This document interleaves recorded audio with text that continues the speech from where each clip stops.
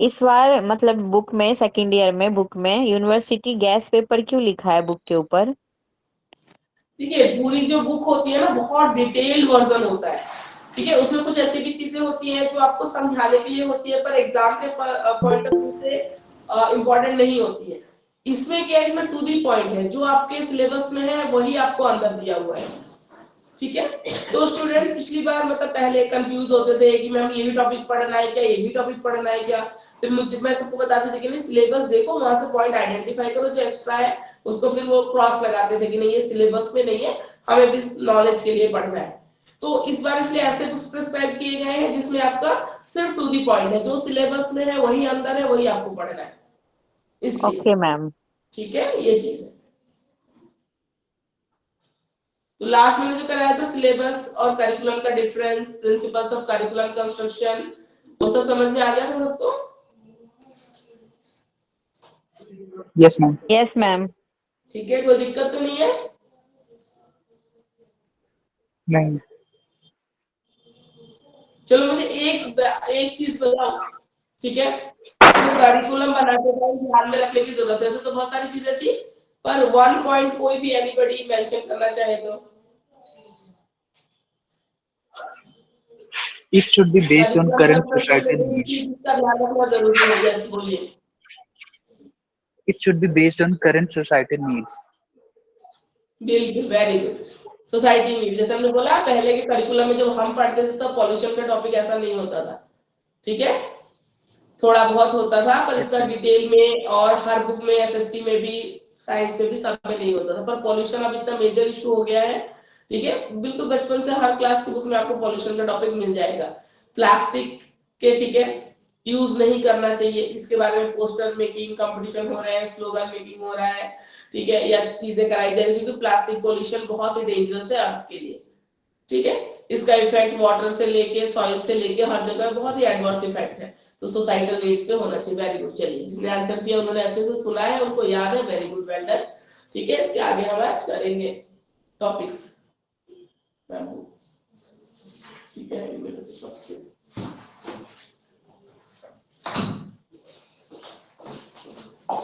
ठीक है, अभी हम स्टार्ट करते हैं, देखते हैं सेकंड यूनिट में और टॉपिक्स हैं तो उसको कंक्लूड करेंगे, अदरवाइज अगर नहीं है तो हम थर्ड यूनिट पे मूव कर सकते हैं।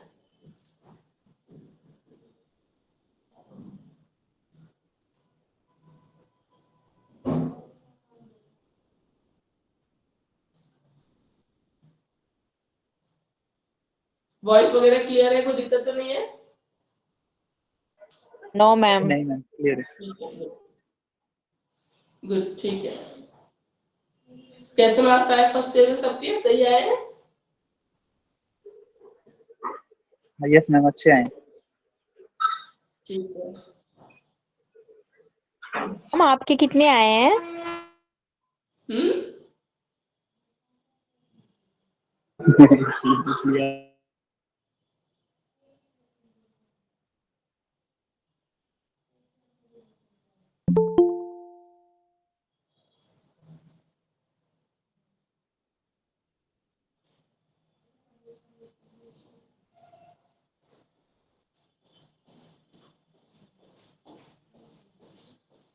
किसी और ने पिन पे ही आई है तो वैसे नहीं आ जो ऑन करेगा ना म्यूट करेगा, ठीक।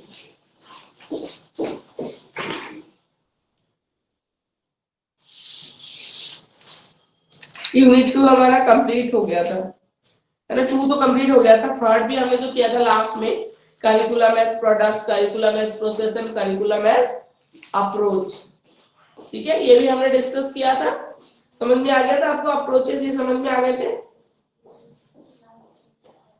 या थर्ड कहीं क्रिटिकल अप्रोच से रहता है?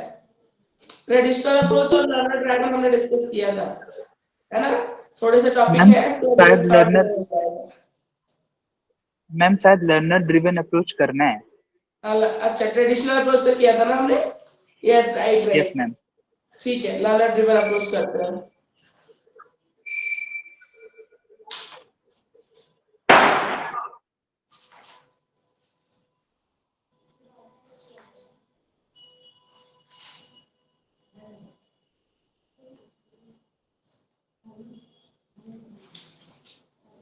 लर्नर ड्रिवन अप्रोच, ठीक है।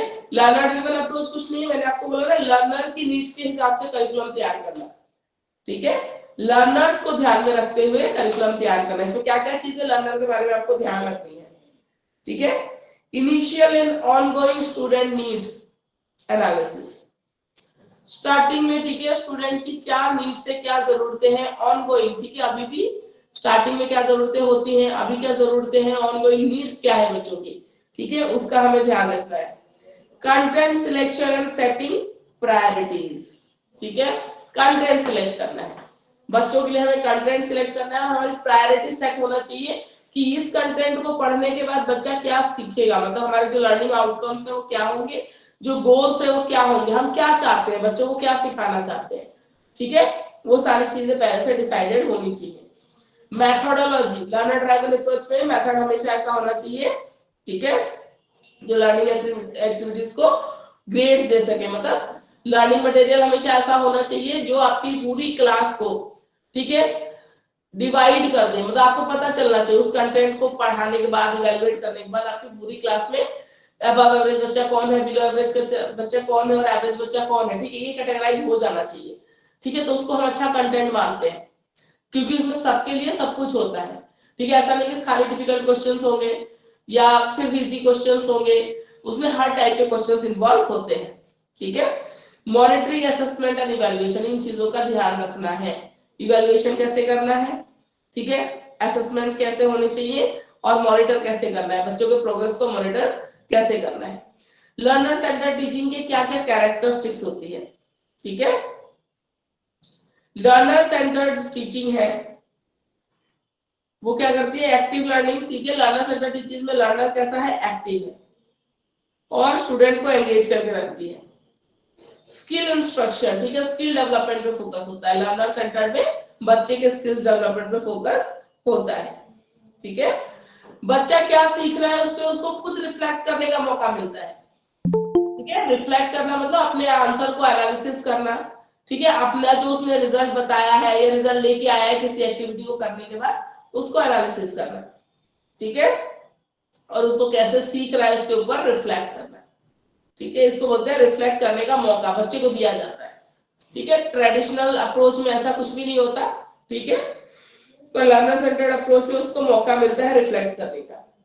लर्नर सेंटर्ड जो टीचिंग है उसमें कोलाबोरेशन को, ठीक है, मोटिवेट किया जाता है या एनकरेज किया जाता है, कोलाबोरेशन, ग्रुप एक्टिविटीज कराई जाती है इसमें।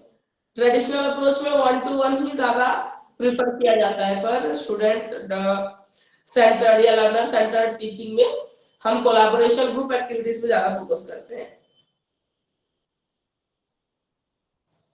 लर्नर के पास एक डिसीजन लेने की पावर होती है, हाउ एंड व्हेन, ठीक है, कैसे पढ़ना है उसके, क्योंकि उसके हिसाब से जैसे पढ़ना है उस हिसाब से टीचिंग मेथड को मोल्ड करके पढ़ाना होता है। एंड व्हेन टू लर्न, ठीक है, व्हेन टू लर्न, जैसे व्हेन टू लर्न तो देखो पीरियड फिक्स होते हैं ऐसा कुछ नहीं है, पर व्हेन टू लर्न में जैसे अगर उसको कोई क्वेरी आ रही है, कुछ आज अगर वो पूछ रहा है तो एट अ टाइम उसको आंसर मिल रहा है, ठीक है। वहां पे ये नहीं बोलेंगे कि नहीं नहीं अभी आप बैठो क्लास खत्म होगा तो आपकी क्वेरीज को सॉल्व किया जाएगा। इमीडिएट जो फीडबैक है जो लर्नर के प्रोग्रेस के लिए इंपॉर्टेंट होता है वो दिया जा रहा है टाइम टू टाइम, ठीक है। कंस्ट्रक्टिव इंस्ट्रक्शंस होते हैं, प्रॉब्लम बेस्ड लर्निंग होती है, इंक्वायरी बेस्ड लर्निंग होती है, मतलब यहाँ पे हम चाहते हैं कि बच्चा अपनी नॉलेज खुद कंस्ट्रक्ट करे, तो जो भी टॉपिक पढ़ाना है उसको हम प्रॉब्लम की फॉर्म में बच्चों के सामने रखते हैं और बच्चे उसका प्रॉब्लम फाइंड आउट करने की कोशिश करते हैं। Problem based learning, inquiry based learning, ठीक है, ये सारे होते हैं तरीके कराने के। लर्नर्स अवेयरनेस, लर्नर कितना अवेयर है, कितना रिसोर्सफुल है, कितनी चीजें हैं उसके पास सीखने के लिए, उसका एटीट्यूड कैसा है, प्रीवियस नॉलेज कैसा है, लर्निंग स्टाइल कैसा है, ठीक है। Important for the distinction of one of the other, ये हर लर्नर का अलग अलग होगा तो उसके हिसाब से आपको टीचिंग मेथड डिसाइड करना है, उसके हिसाब से आपको कंटेंट का लेवल डिसाइड करना होता है, ठीक है। तो this is learner driver approach या लर्नर सेंटर्ड टीचिंग जिसको हम बोलते हैं, ठीक है। तो समझ में आया, ठीक है। इसके बाद आते हैं हम critical theory, critical theory, critical approach या क्रिटिकल थ्योरी हम जिसको बोलते हैं, क्रिटिकल अप्रोच। क्रिटिकल अप्रोच क्या है, जिसमें ऐसा करिकुलम डेवलप करना जो करिकुलम बच्चे की क्रिटिकल थिंकिंग को एनहेंस करे। क्रिटिकल थिंकिंग क्या होती है, किसी सिचुएशन को एनालाइज कर पाना, सिंथेसाइज कर पाना, ठीक है, प्रॉब्लम का सॉल्यूशन ढूंढ पाना, ठीक है, ये सारी हमारी क्रिटिकल थिंकिंग होती है। लॉजिक रीजनिंग लगा पाना, ठीक है, प्रॉब्लम सॉल्विंग स्किल्स होना आपके अंदर, ठीक है, इवेल्युएट कर पाना चीजों को, ये सारी हमारी क्रिटिकल थिंकिंग होती है। क्रिटिकल थिंकिंग तो करिकुलम ऐसा तैयार करो जिसमें बच्चों में ये सारी चीजें क्रिटिकल थिंकिंग डेवलप हो सके। क्रिटिकल थिंकिंग किस पे बेस होती है, ये बेस होता है कॉन्सेप्ट एंड प्रिंसिपल्स पे, ठीक है, हार्ड एंड फास्ट नहीं होता है। क्रिटिकल थिंकिंग कोई बंधा हुआ नहीं होता है, मतलब प्रॉब्लम सॉल्विंग अप्रोच डेवलप करना है बच्चे में। तो आज प्रॉब्लम कुछ और हो सकती है, मान लो 2+3=5 होता है, ठीक है, ये आपने पढ़ाया, तो हार्ड एंड फास्ट नहीं है ना कि 2+3 ही हमेशा 5 होगा, 1+4 भी तो 5 हो सकता है, ठीक है, तो ये हार्ड एंड फास्ट नहीं होता, बंधा हुआ नहीं है, ठीक है। उसके बाद क्या है, चेंज हो सकता है, और स्टेप बाय स्टेप प्रोसीजर होता है क्रिटिकल थिंकिंग हमेशा, क्योंकि किसी प्रॉब्लम को आप सॉल्व करने जा रहे हो तो आपको उसको एनालिसिस करना पड़ेगा, चीजों को सिचुएशंस को जोड़ के देखना पड़ेगा कि कैसे हो रहा है, ठीक है, सिंथेसाइज करना पड़ेगा, फिर इवैल्यूएशन आता है, ठीक है, पर्पसफुल होता है। क्रिटिकल थिंकिंग हमेशा पर्पसफुल होगी। प्रॉब्लम सॉल्विंग स्किल्स, किसी सिचुएशन का एनालिसिस तो कोई पर्पस है ना, एनालाइज करने के लिए कोई तो चीज चाहिए, किसको एनालाइज करोगे, सिंथेसाइज करना है, किसको सिंथेसाइज करोगे, ठीक है, प्रॉब्लम को सॉल्व करना, प्रॉब्लम होगा तभी तो सॉल्व करोगे। तो क्रिटिकल थिंकिंग हमेशा पर्पसफुल होती है, ठीक है, ऑर्गेनाइज प्रोसेस होता है। उसके अलावा क्रिटिकल थिंकिंग क्या करता है, ठीक है, पोटेंशियल सॉल्यूशंस ढूंढता है फॉर डिफरेंट प्रॉब्लम्स, ठीक है, डिफरेंट प्रॉब्लम्स के लिए पोटेंशियल सॉल्यूशन, पोटेंशियल सॉल्यूशन मतलब ऐसे सॉल्यूशन जो बिल्कुल इंपैक्टफुल हो, जो काम करे। क्रिटिकल थिंकिंग एक कॉन्टिन्यूअस प्रोसेस है, ठीक है, और हो सकता है ये फाइनल कंक्लूजन तक ना पहुंचे, जरूरी नहीं कि तुम क्रिटिकल थिंकिंग लगा के फाइनली सॉल्व कर ही लोगे, पर हो सकता है एक हद तक तुम उसका सॉल्यूशन दे पाओ, कभी कभी ऐसा भी होगा, कभी तुम फाइनली उसको सॉल्व भी कर लोगे, ऐसा भी हो सकता है। इंटेलेक्चुअल स्किल होता है, ठीक है, जो सीखी जा सकती है और इम्प्रूव की जा सकती है, मैम जितने पेज प्रॉब्लम आप सॉल्व करोगे। यस मैम बोलिए। पेज नंबर बता दो। इंग्लिश में 124 है, हिंदी में देखिए कहाँ है, हिंदी मैम में हिंदी में मुझे पूछ, मिला ही नहीं। हिंदी में नहीं मिला, मैम ये ना ऑनलाइन मुझे भी नहीं मिल रहा है इंग्लिश मिल गया है मीडियम तो में। प्लीज आप बता दीजिए। मैम इंग्लिश मीडियम में थर्ड यूनिट का फर्स्ट क्वेश्चन है। थर्ड यूनिट नहीं है, अभी तो सेकंड ही चल रहा है ना, ये जो लर्नर ड्रिवन के बाद क्रिटिकल अप्रोच है हम उसको कर रहे हैं। सॉरी मगर सॉरी, बुक में, थर्ड है, सेकंड मैम नहीं, बुक में थर्ड तो है। थर्ड है। हाँ थर्ड है क्रिटिकल अप्रोच थर्ड में, हम लर्नर ड्रिवन के बाद ही क्रिटिकल है, पेज नंबर 124 अगर इंग्लिश मीडियम है तो। लेकिन मैम हिंदी मीडियम में तो मिल ही नहीं रहा, मैं तो काफी देर से ढूंढ रही हूँ। हिंदी मैम ये मीडियम थर्ड यूनिट का में टॉपिक है। पेज नंबर शेयर कर दीजिए। मैम ये थर्ड यूनिट का टॉपिक है। हाँ थर्ड यूनिट का टॉपिक है। अभी जो आपने बोला था ना लर्नर ड्रिवन, अभी हमने किया जस्ट उसके बाद के 3 अप्रोचेस करने हैं। ट्रेडिशनल अप्रोच हमने लास्ट क्लास में किया था, अभी थोड़ी देर पहले मैंने लर्नर ड्रिवन कराया है, अभी हम क्रिटिकल अप्रोच करते हैं, ठीक है, मिल गया सबको।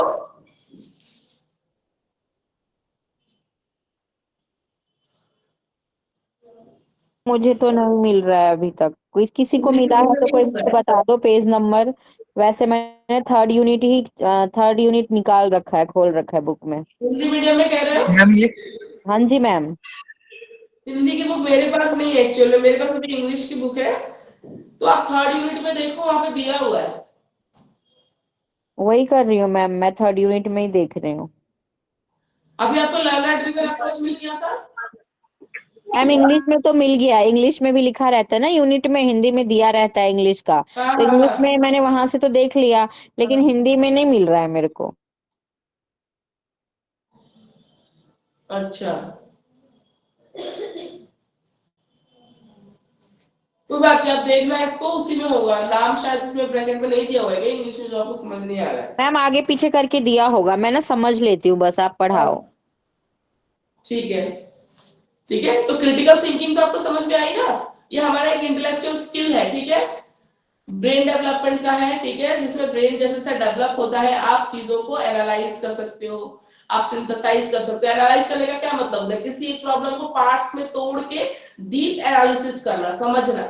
सिंथेसाइज क्या होता है, जब हम पार्ट्स को जोड़ते हैं, चीजों को जोड़ते हैं। आपने मूवीज वगैरह में देखा होगा, जो इंस्पेक्टर होते हैं या कोई इन्वेस्टिगेटर होते हैं जो किसी क्राइम को इन्वेस्टिगेट कर रहे होते हैं, वो फोटोज वगैरह लगी होती है, पिन लगी होती है, वो थ्रेड्स को जोड़ा होता है। देखा है आप लोगों ने कभी, मूवीज वगैरह में देखा होगा, ठीक है। तो क्या करते हैं, वो पार्ट्स को जोड़ते हैं, सिंथेसाइज करते हैं। देखा है आप लोगों ने, मूवी में कभी नोटिस किया है, Yes, ma'am. एक बोर्ड लगी होती है, उसमें डिफरेंट पिक्चर्स होते हैं, इवेंट्स होते हैं, ठीक है, या कुछ लिख के नोट लगाया होता है, पिन्स लगे होते हैं, उस पिन से थ्रेड्स को जोड़ा जाता है, ठीक है। तो वो क्या कर रहे होते हैं, वो सिचुएशन को सिंथेसाइज कर रहे होते हैं। एक मर्डर मान लो वहां पे हुआ, दूसरा मर्डर यहाँ पे हुआ, तीसरा मर्डर, तो क्या उनमें कोई सिमिलैरिटी है, ठीक है, उसको जोड़ रहे होते हैं, ठीक है, चीजों को जोड़ रहे होते हैं, तो उसको बोलते हैं सिंथेसाइज करना, ठीक है। सिंथेसाइज मतलब अलग अलग सिचुएशंस को रिलेट करके देखना, जोड़ना, ठीक है। सिंथेसाइज एनालिसिस करता होता है, पार्ट में ब्रेक करके देखना। एक प्रॉब्लम को ना हम अलग अलग पार्ट्स में समझने की कोशिश करें, डेप्थ में जब हम समझने की कोशिश करते हैं, ठीक है। क्रिटिकल थिंकिंग में प्रॉब्लम सॉल्विंग, आप प्रॉब्लम सॉल्व कर पाते हो, वो आपकी क्रिटिकल थिंकिंग होती है। तो क्रिटिकल थिंकिंग कैसी है, क्रिटिकल थिंकिंग आप लर्न कर सकते हो, सीख सकते हो। क्रिटिकल थिंकिंग और स्ट्रॉन्ग, जितना आप प्रैक्टिस करोगे उतना, जैसे प्रॉब्लम सॉल्विंग स्किल के लिए जितने प्रॉब्लम्स आप अटेम्प्ट करोगे, सॉल्व करोगे, उतनी आपकी प्रॉब्लम सॉल्विंग स्किल अच्छी हो जाएगी। मान लो मैथ्स है, ठीक है, मैथ्स आप सॉल्व करते हो, दिन में हमेशा 10 क्वेश्चन 20 क्वेश्चन आप रोज सॉल्व कर रहे हो, रोज प्रैक्टिस करते हो। और एक बच्चा जो 2-3 करता है या नहीं करता है, कम करता है आपके कंपैरिजन में, तो प्रॉब्लम सॉल्विंग स्किल किसकी अच्छी होगी, जो रोज करते जो बच्चा जो ज्यादा जो बच्चा ज्यादा प्रैक्टिस कर रहा है, ठीक है, उस बच्चे की जो प्रॉब्लम सॉल्विंग स्किल है वो ज्यादा अच्छी होगी। तो लर्न बिहेवियर है, ठीक है, क्रिटिकल थिंकिंग कैसा है, लर्न बिहेवियर है, लर्न है और इंप्रूव की जा सकती है, आप जितना प्रैक्टिस करोगे उतना इंप्रूव कर सकते हो। क्रिटिकल थिंकिंग में हम क्या करते हैं, अपने थॉट्स को भी रिव्यू करते हैं, अपने एक्शंस को भी रिव्यू करते हैं, ठीक है। दूसरों के एक्शन और बिहेवियर को एनालिसिस करने के अलावा, समझने के अलावा, हम अपने व्यूज को, अपने बिहेवियर को भी रिफ्लेक्ट करते हैं क्रिटिकल थिंकिंग में, कि मैंने ये चीज बोली तो सही है कि गलत है, ठीक है, मेरा क्या ऐसा बिहेव करना सही था। तो क्रिटिकल थिंकिंग में हम अपने आप को भी एनालिसिस करते हैं।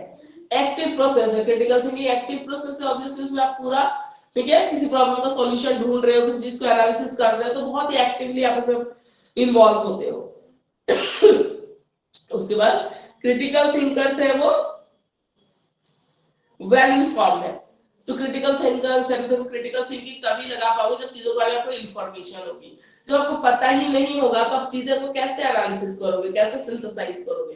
तो वेल इन्फॉर्म्ड, जिस भी प्रॉब्लम को आप डिस्कस सॉल्व करने की कोशिश कर रहे हो, उस प्रॉब्लम के हर एक पहलू को जानना, चीजों को जानना बहुत जरूरी है, तभी आप उसको सॉल्व कर पाओगे। तो that is called well informed, ठीक है, वेल इन्फॉर्म्ड होना चाहिए। ओपन माइंडेडनेस होनी चाहिए, जब किसी प्रॉब्लम को आप सॉल्व करने जा रहे हो ना, ओपन माइंडेडनेस, हर तरीके की चीजों को आपको देखना है, हर तरह से चीजों का आपको ध्यान रखना है। क्रिटिकल थिंकिंग हमेशा फ्लेक्सिबल होती है, हार्ड एंड फास्ट नहीं होती। मान लो एक पुलिस ऑफिसर है, वो केस सॉल्व कर रहा है, तो लास्ट टाइम भी मान लो उसने ऐसा कुछ केस सॉल्व किया था, कोई मर्डर मिस्ट्री थी, इस टाइम भी मर्डर मिस्ट्री है, तो अगर वो हार्ड में नहीं मर्डर मिस्ट्री थी तो उसका ऐसा ऐसा रिजल्ट था, तो मैं उसका रिजल्ट उठा के यहाँ पे अप्लाई कर दूंगा, तो क्या ऐसा होगा, नहीं होगा, नहीं होगा। क्रिटिकल थिंकिंग हमेशा फ्लेक्सिबल होती है। हो सकता है देखने में उनको दोनों केसेस सिमिलर लग रहे हैं, पर कुछ ऐसी माइन्यूट बारीकियां होंगी जो दोनों केसेस में अलग अलग होंगी, ठीक है। तो क्रिटिकल थिंकिंग क्या होती है, हमेशा फ्लेक्सिबल होती है, जैसी सिचुएशन होंगी ना उस हिसाब से आपको डिसीजन लेना है।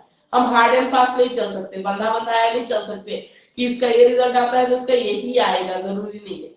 अगर मैं क्राइटेरिया चेंज कर दूं तो रिजल्ट बदल जाएगा। तो क्रिटिकल थिंकिंग हमेशा फ्लेक्सिबल होती है।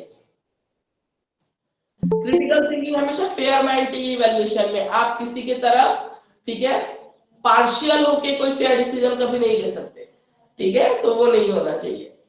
ऑनेस्ट होना चाहिए, ऑनेस्ट होना चाहिए, प्रॉब्लम सॉल्विंग में ऑनेस्ट होना चाहिए।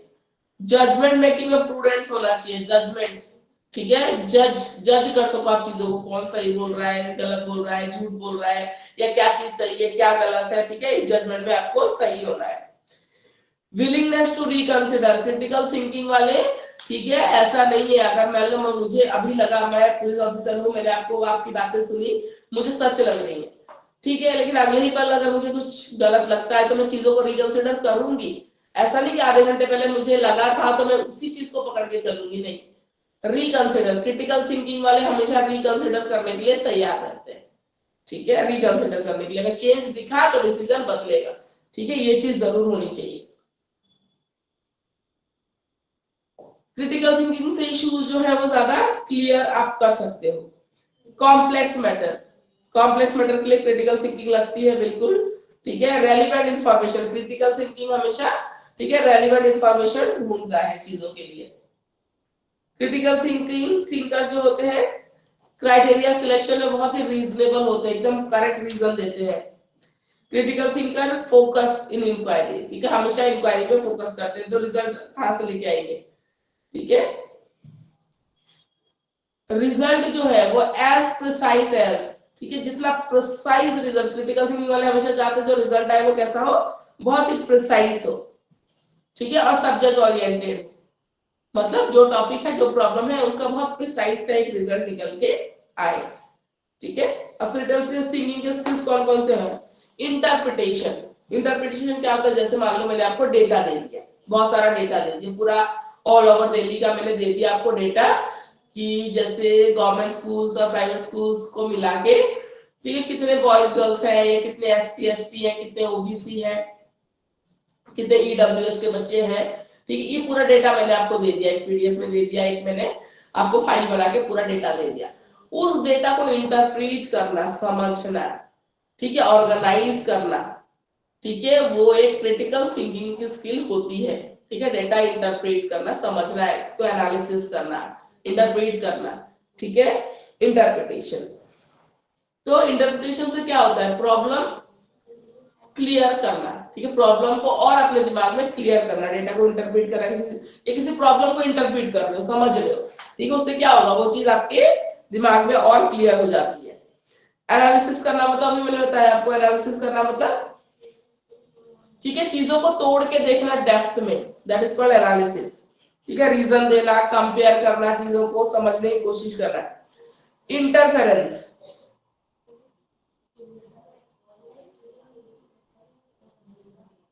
ये इंटरफेरेंस नहीं होगा, इन्फ्रेंस होता है, इंटरफेरेंस लिखा हुआ इंग्लिश की बुक में, इंटरफेरेंस नहीं होता, ये इन्फ्रेंस होता है, कंक्लूजन ड्रॉ करना।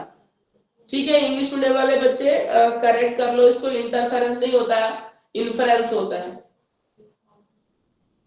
ठीक है, इन्फ्रेंस होता है। जो साइंस वाले बच्चे होंगे उनको पता है, प्रैक्टिकल फाइल जब बनाते थे स्कूल में, आप लोग लास्ट में इन्फ्रेंस लिखा जाता है, कंक्लूजन। ठीक है, तो इन्फ्रेंस होता है, इंटरफेरेंस नहीं होता, कंक्लूजन ड्रॉ करना। ठीक है, मान लो कोई पैराग्राफ पढ़ा हमने, कुछ पढ़ा, कोई कहानी पढ़ी, तो इसका कंक्लूजन क्या है, ठीक है, कंक्लूजन निकाल पाना अपने आप से, ठीक है, उसको बोलते हैं इन्फ्रेंस। फिर इवेल्युएशन, इवेल्युएशन करना, ठीक है, इवेल्युएशन करना कि चीज कैसी है। ठीक है, हम जैसे बच्चों को इवेल्युएट करते हैं, कौन अच्छे से कर पाया एग्जाम, कौन नहीं कर पाया, टेस्ट लेते हैं, इवेल्युएट करते हैं, फिर क्या, तो इवेल्युएट करना चीजों को, प्रॉब्लम्स को इवेल्युएट करना। उसके बाद एक्सप्लेनेशन, क्रिटिकल थिंकिंग में एक्सप्लेनेशन, मान लो हमने क्या बोला, वेल इन्फॉर्म होना चाहिए क्रिटिकल थिंकर, अगर मेरे पास पूरी इंफॉर्मेशन होगी तो ही मैं आपको अच्छे से एक्सप्लेन कर पाऊंगी। ठीक है, तो एक्सप्लेनेशन क्रिटिकल थिंकिंग का पार्ट है, एक्सप्लेनेशन। फिर सेल्फ रेगुलेशन, हमारी अपनी थिंकिंग एबिलिटी के बारे में हमारी खुद नॉलेज होना, that is called self regulation. ठीक है, जब डिसीजन लेते हैं तो ये सेल्फ रेगुलेशन हमारे काम आता है, जब हम अपनी पर्सनल बायसनेस को साइड रख के सही डिसीजन लेते हैं। ठीक है, तो सेल्फ रेगुलेशन, अपने आप को रेगुलेट करना। मान लो कोई प्रॉब्लम है, मुझे सॉल्व करनी है, मैं बायस्ड रह के डिसीजन लूंगी तो हो सकता है गलत डिसीजन लूं, मुझे बायस नहीं रहना, तो ये क्या करना पड़ेगा, सेल्फ रेगुलेशन होना चाहिए। ठीक है, तो क्रिटिकल अप्रोच क्या कहता है, क्रिटिकल अप्रोच कहता है कि करिकुलम ऐसा होना चाहिए जिसमें जो लर्नर है, हमारे बच्चे हैं, स्टूडेंट्स हैं, उनकी क्या हो, क्रिटिकल थिंकिंग डेवलप होनी चाहिए। क्रिटिकल थिंकिंग में क्या क्या चीजें आती है, एक्सप्लेनेशन आता है, एनालिसिस आता है, इंटरप्रिटेशन आता है, इन्फ्लुएंस आता है, इवैल्यूएशन आता है और सेल्फ रेगुलेशन भी आता है। ठीक है, ये सब चीजें आनी चाहिए। डेटा एनालिसिस आप लोगों ने पढ़ा हुआ है, ठीक है। डेटा हैंडलिंग चैप्टर्स होते थे स्कूल में, आप लोगों ने देखा है। उसमें बहुत सारे बच्चों का डेटा देते थे, उसमें से कभी मीन मीडियन मोड निकालना है, कभी कुछ करना है, तो उसको बोलते हैं डेटा इंटरप्रीट करना। ठीक है, हम उस डेटा को समझते थे, इंटरप्रीट करते थे। ठीक है, फिर हम जो प्रॉब्लम दी होती थी उसको सॉल्व करते थे। एडवांटेज क्या है, इससे क्या होगा, एक जो गैप बन जाता है क्लासरूम में, जो बच्चा सीखता है और जो बाहर रियल लाइफ में निकलता है ना, तो सिचुएशन बिल्कुल अलग होती है। क्योंकि जो थ्योरी पढ़ी उसने, वो कभी क्रिटिकली उसने सोचा ही नहीं, चीजों को अप्लाई नहीं किया अपने नॉलेज को। ठीक है, तो बहुत बड़ा एक गैप होता है, उसको ब्रिज करने के लिए, ठीक है, क्रिटिकल अप्रोच बहुत ज्यादा जरूरी है। वो बिग ब्रिज क्रिएट करता है रियल वर्ल्ड में और क्लासरूम लर्निंग में। सोशल इनजस्टिस को रूट आउट करने के लिए, ठीक है, क्रिटिकल अप्रोच जरूरी है। सोशल इनजस्टिस कब होती है, जब एक बहुत जल्दी चीजों को एनालिसिस कर रहा है, समझ रहा है, इंटरप्रीट कर रहा है, और क्या कर रहा है, दूसरे को एक्सप्लॉइट कर रहा है।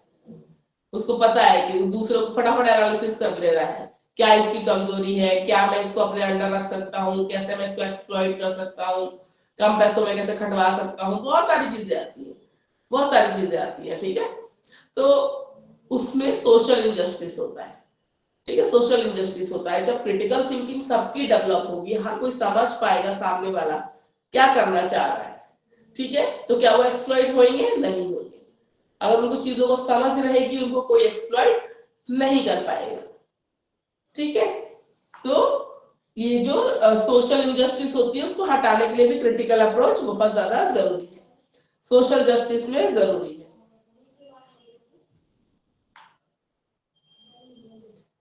और कोई डिफरेंस नहीं होता, क्लासरूम लर्निंग और रियल वर्ल्ड में कोई डिफरेंस नहीं होता। अब क्रिटिकल अप्रोच के डिसएडवांटेज क्या है, अगर हर टॉपिक में क्रिटिकल थिंकिंग डेवलप करने के लिए पढ़ाऊं तो बहुत ज्यादा टाइम लगेगा। अगर हर चीज को हम इतने डेप्थ में पढ़ेंगे, एनालिसिस करेंगे, इवैल्यूएशन करेंगे, डेटा इंटरप्रेट करेंगे, तो वो पढ़ाने में हमें बहुत ज्यादा टाइम लग जाता है, ऐसा करिकुलम बहुत लंबा टाइम लेगा। ठीक है, बच्चों के लिए बहुत ही अनफैमिलियर है, तो बच्चे हो सकता है स्टार्टिंग में बहुत अनईजी हो जाए। अगर सारे टॉपिक्स आप क्रिटिकल अप्रोच लगा के पढ़ाओगे तो बच्चों के लिए अनईजी हो जाएगा। ठीक है, पहले इस अप्रोच को समझाने के लिए टीचर्स को कैपेबल होना पड़ेगा। ठीक है, क्योंकि इसमें जो भी आप पढ़ाओगे उसको रियल लाइफ से कनेक्ट करना है, सिर्फ बुक में जो लिखा है थ्योरी वो बता के चले नहीं जाना। The teacher and programme need to be committed to supporting learners rather than abandoning them। अब टीचर और प्रोग्राम दोनों, जो क्रिटिकल अप्रोच से जो करिकुलम बना है, वो और टीचर दोनों को कमिटेड होना पड़ेगा, ताकि वो लर्नर को सपोर्ट करेंगे, तभी जाके क्रिटिकल अप्रोच सक्सेसफुल हो पाएंगे। ठीक है, तो आया आपको समझ में फायदे क्या है, नुकसान क्या है, और क्रिटिकल अप्रोच होता क्या है।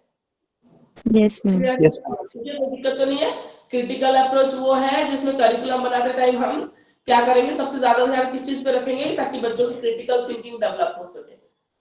ठीक है, सारा फोकस कंटेंट भी सिलेक्ट कर रहे हैं या हम, ठीक है, उसकी डिफिकल्टी लेवल भी डिस्कस कर रहे हैं, या टॉपिक्स डिस्कस कर रहे हैं, कौन कौन से टॉपिक हमें डालने हैं इस क्लास के करिकुलम में, किसी भी सब्जेक्ट के करिकुलम में, तो हम किस किस चीजों का ध्यान रखेंगे, ये चीजें हैं जिनका हम ध्यान रखेंगे।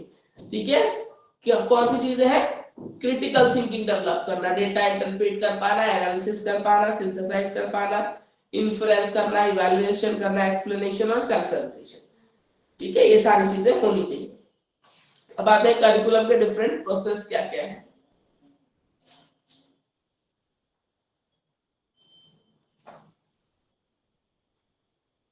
पहले curriculum as product, process and approach.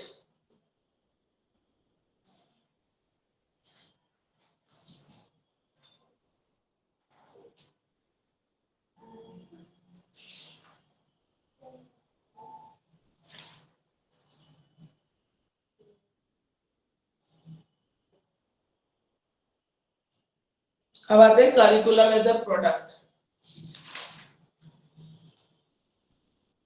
Ma'am मिल करिकुलम गया। इज प्रोसेस बनता है। हाँ जी बोलिए। मैम मिल गया। मिल गया ना आपको? Yes ma'am. हाँ उसमें ही होता है, थोड़ा आगे पीछे होता है कभी हिंदी इंग्लिश में, बाकी आपको मिल जाएगा। ठीक है, देखते हैं करिकुलम एज प्रोडक्ट। प्रोडक्ट क्या होता है? किसी भी चीज को एंड में, ठीक है, एंड में जो चीज हमें मिलती है सारा प्रोसेस करने के बाद, सब कुछ करने के बाद, उसको हम बोलते हैं प्रोडक्ट। तो करिकुलम एज प्रोडक्ट। तो करिकुलम को भी बनाने में हमारा इतना सारा अप्रोचेस लगे हैं, डिजाइन लगे हैं, तरीके हैं, काम हुआ है, तब जाके करिकुलम बनता है। तो curriculum as a product. Curriculum as a product हम किस किस तरीके से देख सकते हैं? ठीक है, तो पहले तो करिकुलम डिजाइन होता है। करिकुलम डिजाइन होता है। तो करिकुलम डिजाइन जब हम करते हैं एज ए प्रोडक्ट, तो करिकुलम ऐसा डिजाइन होना चाहिए जो एजुकेशनल गोल्स को अचीव कर सके। ठीक है, लर्नर्स की नीड को फुलफिल कर सके, ठीक है, एजुकेशनल गोल को अचीव कर सके, लर्निंग ऑब्जेक्टिव डिसाइड करे, ठीक है, अप्रोप्रिएट कंटेंट हो, एंगेजिंग एक्टिविटीज हो आपके करिकुलम में जिससे बच्चे एंगेज हो सके पॉजिटिवली। ठीक है, क्रिएटिंग असेसमेंट है, ठीक है, लर्निंग आउटकम मेजर करने के लिए असेसमेंट जो टेस्ट है, ठीक है, जो क्वेश्चंस है वो भी डिसाइडेड होने चाहिए। तो करिकुलम एज अ प्रोडक्ट में सबसे पहले है डिजाइन, उसके बाद है कंटेंट। कंटेंट, अब करिकुलम में क्या कंटेंट होना चाहिए? कंटेंट के लिए क्या आएगा? सबसे पहले तो टेक्स्ट बुक आता है, जो टेक्स्ट बुक प्रोवाइड किया जाता है, जैसे एनसीईआरटी अगर बना रही है करिकुलम, ठीक है, तो टेक्स्ट बुक एनसीईआरटी की जो बुक्स है वो है टेक्स्ट बुक उसकी। उसके बाद डिजिटल रिसोर्सेज, ठीक है, जो भी टॉपिक्स है वो ऑनलाइन अवेलेबल है, डिफरेंट वेबसाइट्स पे अवेलेबल है, तो वो सब क्या है? Online digital resources. Multimedia materials, ठीक है, मल्टीमीडिया मटेरियल्स। मल्टीमीडिया क्या होता है? जब, ठीक है, मीडिया क्या होता है? माध्यम। तो एक से ज्यादा मीडियम का यूज करना, मतलब कोई भी चीज, मतलब कोई वीडियो चल रही है तो उसमें आप सुन भी रहे हो, देख भी रहे हो साथ के साथ, ठीक है ना, तो मल्टीमीडिया मटेरियल। लेसन प्लान्स, ठीक है, कंटेंट में क्या आ जाएगा आपका? लेसन प्लान जो हम तैयार करते हैं वो हमारा कंटेंट है, करिकुलम एज कंटेंट। और बाकी कंटेंट है जो सपोर्ट करता है टीचिंग लर्निंग प्रोसेस को, वो सारा कंटेंट में आ जाता है। उसके बाद स्ट्रक्चर। स्ट्रक्चर, करिकुलम का स्ट्रक्चर कैसा होना चाहिए? ठीक है, स्ट्रक्चर, स्ट्रक्चर ऐसा होना चाहिए जिसमें प्रीवियस क्लास के करिकुलम और नए करिकुलम में लिंक स्टैब्लिश हो, ठीक है, और जो टीचिंग लर्निंग प्रोसेस को सपोर्ट कर रहा हो उसको बोलते हैं स्ट्रक्चर। उसके बाद आते हैं एडेप्टेबिलिटी, ठीक है, करिकुलम कैसा होना चाहिए? फ्लेक्सिबल, एडेप्टेबल, ठीक है, जो एडेप्ट हो जाए, बदलती सिचुएशन के साथ एडेप्ट होना चाहिए। अलाइनमेंट, ठीक है, अलाइनमेंट कैसी होनी चाहिए? इसमें जरूरी जो कंटेंट है वो कवर करे, स्किल्स है वो होने चाहिए, सब्जेक्ट एरिया के लिए वो जो स्किल्स जरूरी है वो सीखे जाने चाहिए, तो ये अलाइनमेंट होना चाहिए।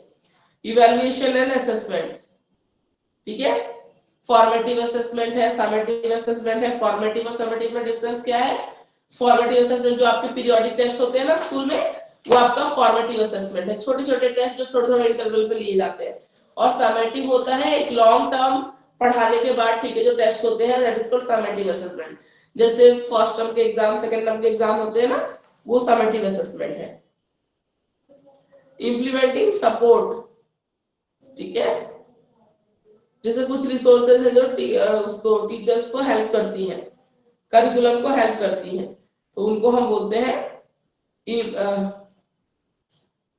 Implementation support. ठीक है, करिकुलम को इम्प्लीमेंट करने में जो चीजें हेल्प करती है उनको हम बोलते हैं इम्प्लीमेंटेशनल support.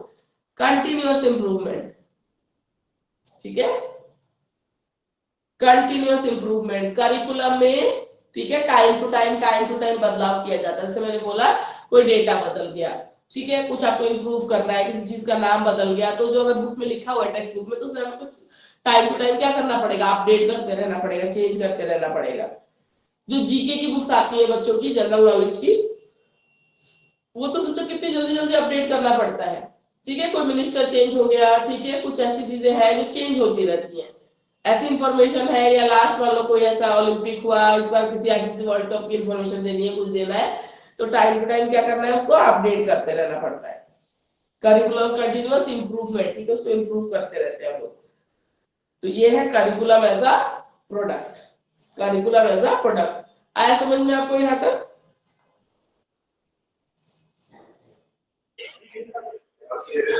Ma'am curriculum as a design में क्या क्या पॉइंट्स था? क्या है? Ma'am curriculum as a design में क्या क्या पॉइंट्स थे, वो प्लीज एक्सप्लेन कर दो। डिजाइन, जब करिकुलम डिजाइन करते हैं ना, तो करिकुलम डिजाइन क्या होता है, कौन सा कंटेंट सिलेक्ट करना है, ठीक है, कौन सा डिजाइन कंटेंट सिलेक्ट करना है, एंगेजिंग एक्टिविटीज कौन सी होंगी, असेसमेंट के लिए कौन से क्वेश्चंस होंगे, सब कुछ डिजाइन करना। ठीक है, तो इसको हम बोलेंगे करिकुलम डिजाइन। ठीक है, ठीक है मैम, ठीक। ठीक, ये हो गया एज अ प्रोडक्ट। ठीक है, एज अ प्रोडक्ट। अब हम देखेंगे as a process, curriculum as a process. जब बनता है ना, करिकुलम बनाने का प्रोसेस डिस्कस किया था हमने लास्ट क्लास में, आपको याद होगा। ठीक है, तो curriculum as a process, curriculum as a process. अब करिकुलम जब एज अ प्रोसेस होता है तो बहुत ही डायनेमिक होता है, चेंजेबल होता है। मैंने बोला था जब करिकुलम बनता है, एक छोटे से पायलट ग्रुप्स पे टेस्टिंग होती है, याद आ रहा है आपको? लास्ट क्लास में मैंने बताया था। ठीक है, फिर रिव्यूज लिए जाते हैं, रिजल्ट लिया जाता है, फिर ऐसे बहुत सारे पायलट ग्रुप्स होते हैं जिन पे टेस्टिंग होती है, फिर जाके अगर हर जगह सक्सेसफुल रहता है तो उसको इम्प्लीमेंट किया जाता है। और अगर प्रॉब्लम निकल के आएगी तो हम क्या करेंगे, चेंज करते रहेंगे, जब तक वो फाइनलाइज नहीं होता तब तक वो चेंज होता रहेगा। ठीक है, तो करिकुलम एज अ प्रोसेस बहुत एक डायनेमिक प्रोसेस है जो बार बार चेंज होता रहता है जब तक फाइनल बन के ना आ जाए।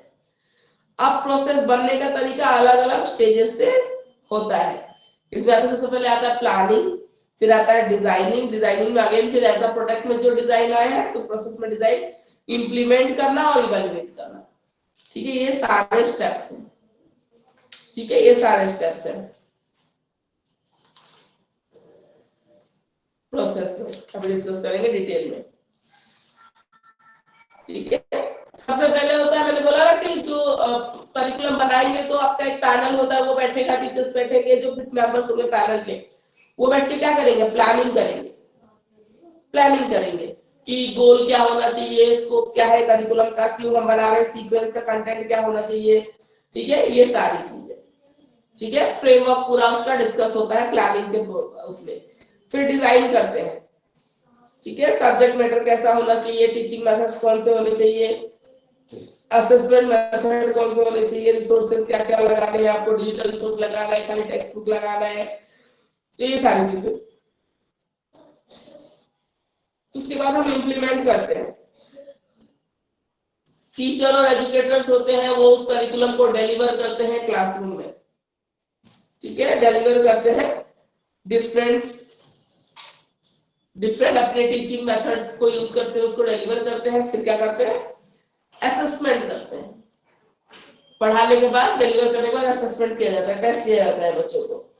ठीक है, और जो रिजल्ट आता है, असेसमेंट का जो रिजल्ट आता है, उस हिसाब से अगर मॉडिफिकेशन की नीड लगती है तो करिकुलम को फिर से मॉडिफाई कर दिया जाता है।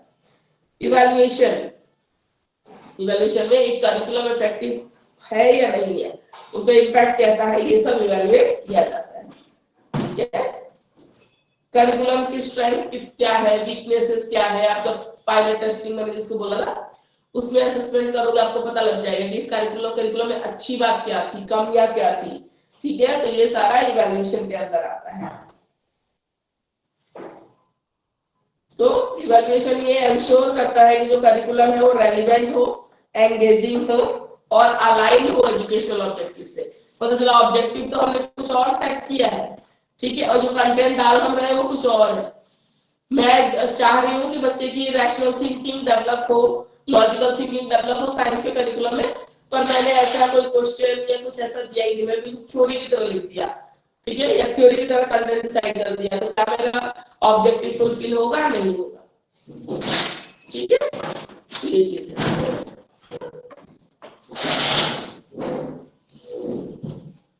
करिकुलम प्रोसेस में कोलैबोरेशन होता है जिसमें educator, administrator, curriculum developer, stakeholders crucial role play करते हैं। स्टेक होल्डर्स मैंने बताया था करिकुलम डेवलपमेंट में स्टेक होल्डर्स कौन कौन होते हैं? करिकुलम जब बनता है इसके Government, स्टेक होल्डर्स कौन कौन होते हैं? teaching agencies, government, society, government society stakeholder नहीं, स्टेक होल्डर है आपके, ठीक है, लर्नर है, आपके टीचर्स हैं और पेरेंट्स हैं, ठीक है। ये है बेसिक मेन जो स्टेक होल्डर्स है वो आपके टीचर और लर्नर है। ये जो करिकुलम ट्रांजैक्ट होता है बेसिकली इन दोनों के बीच ही हो रहा होता है, उसको बोलते हैं स्टेक होल्डर, ठीक है, उसको बोलते हैं स्टेक होल्डर। तो करिकुलम एज प्रोसेस में आपके कौन कौन से स्टेप्स फॉलो कर रहे हैं? हम पहले प्लानिंग कर रहे हैं, ठीक है, फिर उसको डिजाइन कर रहे हैं, फिर इंप्लीमेंट कर रहे हैं, क्लासरूम्स में ट्रांजैक्ट कर रहा है वो करिकुलम, कौन कर रहा है? टीचर, एजुकेटर्स कर रहे हैं उसको, फिर उसको इवैल्यूएट करते हैं कि कैसा रहा करिकुलम, क्या क्या उसमें कमियां रही, क्या स्ट्रेंथ रही उसकी, क्या अच्छे पॉइंट्स रही, क्या अच्छी बातें रही, तो ये सारी चीजें, ठीक है।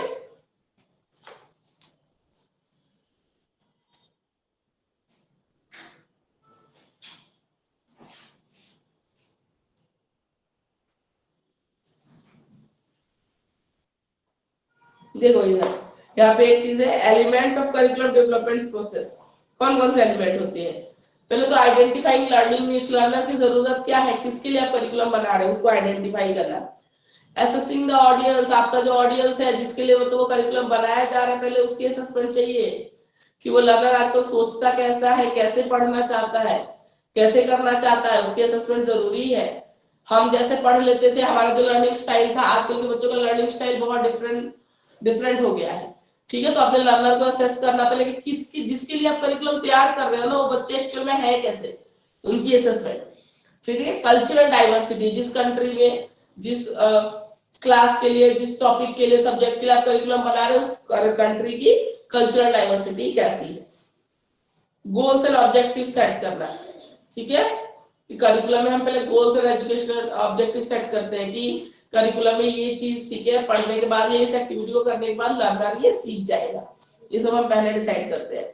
लर्निंग एक्सपीरियंस को इवैल्यूएट करना, ठीक है, बच्चे ने जो सीखा वो, ठीक है, इवैल्यूएट करना, उसके लिए हेल्पफुल रहा नहीं रहा, ठीक है, या जो एक्टिविटीज मेंशन है मान लो बुक में वो ऐसी है कि नहीं है कि जिसमें रिसोर्सेज इजीली अवेलेबल है, कोई मुश्किल चीज तो नहीं है। मेथड्स डिसाइड करना, एड्स, टीचिंग एड्स डिसाइड करना कि किसकी हेल्प से आप उस टॉपिक को पढ़ाने जा रहे हो।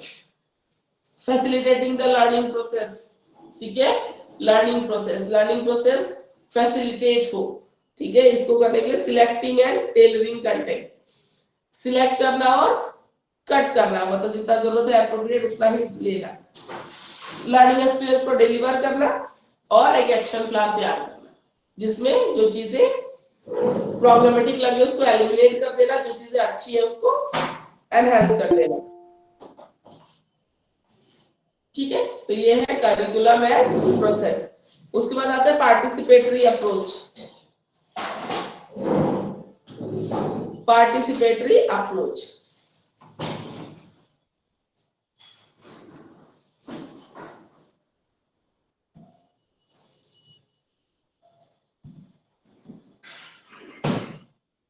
पार्टिसिपेटरी अप्रोच, पार्टिसिपेटरी नाम अप्रोच नाम से आपको क्या लग रहा है कि यहाँ सिर्फ एक उसकी बात नहीं हो रही है, पार्टिसिपेशन की बात हो रही है, ठीक है, सबके पार्टिसिपेशन की बात आ रही है।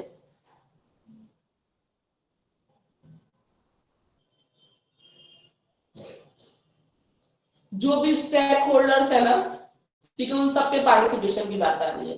करिकुलम डेवलपमेंट में जितने भी स्टेक होल्डर्स हैं, जो टीचर है, जो स्टूडेंट है, जो करिकुलम डेवलपमेंट टीम है, जितने भी स्टेक होल्डर्स इन्वॉल्व है, जितने भी लोग इन्वॉल्व है, जितने भी एजेंट्स इन्वॉल्व है इस प्रोसेस में, ठीक है, सबके पार्टिसिपेशन की बात हो रही है, that is called participatory approach, ठीक है, पार्टिसिपेटरी अप्रोच। 3 पिलर्स है पार्टिसिपेटरी अप्रोच के, कौन कौन से है? Starting with the participants experience, learner का कैसा एक्सपीरियंस रहा, उस टीचर पढ़ाने वाले का कैसा एक्सपीरियंस रहा, करिकुलम बनाने वालों का कैसा एक्सपीरियंस रहा। ठीक है, सबके एक्सपीरियंस के साथ स्टार्ट करना है। ठीक है, क्रिटिकली एनालाइजिंग एंड रिफ्लेक्टिंग, उस करिकुलम को क्रिटिकली एनालाइज करना है, उसके ऊपर रिफ्लेक्ट करना है। ठीक है, डेवलप स्ट्रेटजीज फॉर एक्शन, और उसके बाद क्या करना है, एक्शन के लिए स्ट्रेटजी बनानी है।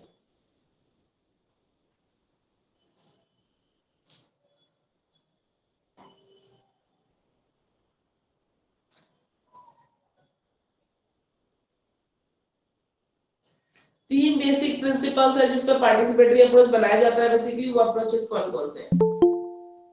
करिकुलम डेवलपमेंट है, ठीक है, वो डिमांड ड्राइवन होना चाहिए, जिस चीज की डिमांड है वैसा करिकुलम होना चाहिए, डिमांड ड्राइवन होना चाहिए ऑलवेज, रेलिवेंट होना चाहिए एनवायरमेंट से और सर्कमस्टेंसेस ऑफ द स्टूडेंट से, स्टूडेंट का जो एनवायरमेंट है सर्कमस्टेंसेस है उससे रेलिवेंट होना चाहिए जो करिकुलम बनता है। करिकुलम हमेशा इवॉल्विंग होते हैं, मतलब चेंज होते रहते हैं। ठीक है, ये फिक्स नहीं होता है। ठीक है, पार्टिसिपेटरी अप्रोच का फायदा क्या है? ग्रुप कोहेसिवनेस बढ़ाता है, ट्रस्ट को बढ़ाता है। अगर मान लो नया करिकुलम बन रहा है, उसमें लर्नर का भी रिव्यू लिया जा रहा है, ठीक है, टीचर का भी लिया जा रहा है, जो पढ़ाएगा और जो पढ़ेगा। ठीक है, अगर मान लो करिकुलम जो डेवलपमेंट टीम है वो अपने आप ही बनाती, इम्पोज कर देती, अब टीचर चाहे कैसे भी पढ़ाए, फिर तो बहुत मुश्किल हो जाती। और पार्टिसिपेटरी अप्रोच में टीचर के भी रिव्यूज ले रहे हैं, बच्चों के भी ले रहे हैं, सबका सुन रहे हैं, तो इससे क्या होता है, जो ग्रुप कोहेसिवनेस होता है, कोहेसिवनेस होता है मतलब एक ऐसा फोर्स जो चीजों को साथ में रखे। ठीक है, तो वो उस चीज को बढ़ाता है। पर्सनल और ऑर्गेनाइजेशनल हेल्थ इसमें अच्छी रहती है, क्योंकि टीचर और लर्नर दोनों इन्वॉल्व है, तो दोनों अगर कोई प्रॉब्लम लगेगी उस करिकुलम को करने में तो इन्फॉर्म करेंगे। ठीक है, कम्युनिटी, ठीक है, कम्युनिटी के साथ रिलेशनशिप होता है। उसके बाद सिस्टम को चेंज करने के काम आता है, और कम्युनिटी से हेल्प ली जाती है। समझ बोला कि कम्युनिटी से करिकुलम में वो टॉपिक्स इंक्लूड किए जाते हैं जो कम्युनिटी के लिए कंसर्न बन चुका है। ठीक है, ओपन गार्बेज डंपिंग से लेके और आपका पॉल्यूशन वगैरह तक। ठीक है, प्लास्टिक पॉल्यूशन तक, लोग जो प्लास्टिक यूज करते हैं फेंक देते हैं, जिसे कूड़ा होता है या गाय वगैरह खा लेती है, तो कम्युनिटी में अगल बगल के उसमें ये सब चीजों की प्रॉब्लम आती है, तो इसका भी ध्यान रखना है। डिसएडवांटेज क्या है? लर्नर के लिए एज अ रिसोर्स ये उतना काम नहीं करती। ठीक है, एक्सटर्नल फंडिंग सोर्सेस पर डिपेंड करती है। कहने को तो पार्टिसिपेटरी अप्रोच है, पर फंडिंग रिसोर्सेस कौन है, पैसा कौन दे रहा है उसको उनको बनाने के लिए, ज्यादा उनकी सुननी पड़ती है, तो बाकियों का पार्टिसिपेशन इतना मायने रह नहीं जाता।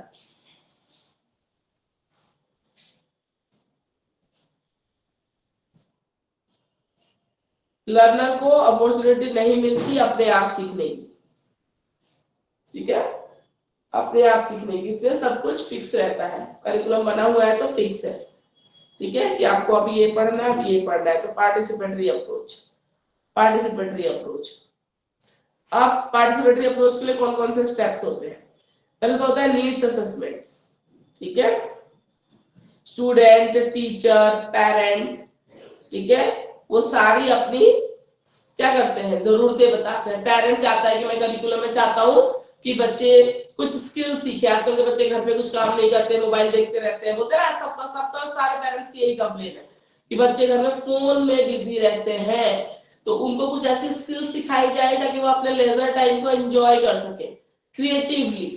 क्रिएटिवली, फोन देख के नहीं। तो पेरेंट्स का मान लो अपना ओपिनियन है, मैं एज ए पेरेंट मैं बोलूंगी कि करिकुलम में आप ऐसा कुछ इन्वॉल्व करिए जहां बच्चे अपने लेजर टाइम को क्रिएटिवली यूटिलाइज करना सीखे। ठीक है, एज ए लर्नर पूछा जाए, जो स्टूडेंट है उससे पूछा जाए कि आपको करिकुलम में क्या चाहिए, तो वो बोलेगा कि जो पढ़ाई होती है बहुत बोरिंग होती है, थोड़ा फन वे में होना चाहिए, है ना। तो इस तरीके से तो अलग अलग जो स्टेक होल्डर्स है, ये कम्युनिटी से पूछा जाए कि आप क्या चाहते हैं, स्कूल में क्या पढ़ाया जाए। तो आजकल जो अगर आप थोड़े ओल्ड एज से पूछोगे तो बोलेंगे कि आजकल के बच्चे तो रेस्पेक्ट ही नहीं करते बड़ों की, तो हम चाहते हैं मॉरल वैल्यूज पढ़ाई जाए। ठीक है, तो स्टेक होल्डर्स का रिव्यू लेना, कि क्या चाहते हो आप लोग, क्या चाहते हो, करिकुलम कैसा होना चाहिए। ठीक है, नीड्स असेसमेंट, जरूरतें क्या है, कम्युनिटी की क्या जरूरत है, ठीक है, पेरेंट्स की क्या जरूरत है, लर्नर की क्या जरूरत है, सबकी नीड्स को असेस करना। स्टेक होल्डर्स इन्वॉल्वमेंट, सारे स्टेक होल्डर्स को इन्वॉल्व करना है। ठीक है, एक को भी छोड़ना नहीं है, सबको, पेरेंट, टीचर, स्कूल एडमिनिस्ट्रेशन, ठीक है, कम्युनिटी, सबको। और जो करिकुलम कमिटी के मेंबर्स होंगे, टीम के मेंबर्स होंगे, उन सबको, ठीक है, सबको इन्वॉल्व करना है। कोलैबोरेशन एंड डिसीजन मेकिंग, जो भी डिसीजन लिया जाएगा वो कोलैबोरेटिवली लिया जाएगा। ठीक है, सब उसमें कंट्रीब्यूट करेंगे उस डिसीजन में, अकेले कोई डिसीजन नहीं होगा। करिकुलम डिजाइन, करिकुलम डिजाइन में आपकी फिर वही चीज हो जाएगी, कंटेंट डिसाइड करना, टीचिंग मेथड डिसाइड करना, उसी को बोलते हैं करिकुलम डिजाइन। इम्प्लीमेंटेशन, करिकुलम बन जाएगा तो उसको इम्प्लीमेंट किया जाएगा, फिर इवैल्यूएशन है, रिफ्लेक्शन होगा। ठीक है, इवैल्यूएशन होगा, रिफ्लेक्शन होगा, फिर फाइनल जो करिकुलम तैयार होगा उसको फिर इम्प्लीमेंट किया जाएगा। ठीक है, तो आया समझ में यहाँ तक? Yes ma'am. Participatory Yes, approach ma'am. में कोई दिक्कत तो नहीं है?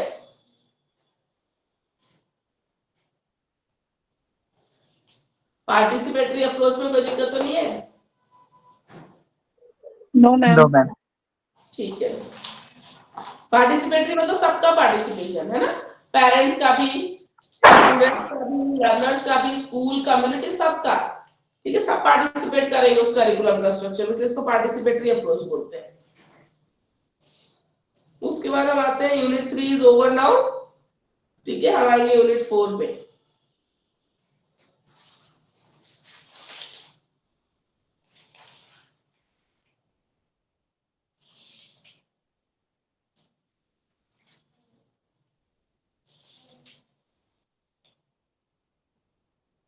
लर्नर ड्राइवन अप्रोच 2023 में आया हुआ है, सीआईएसयू में आया हुआ है, प्रोसेस आया हुआ है।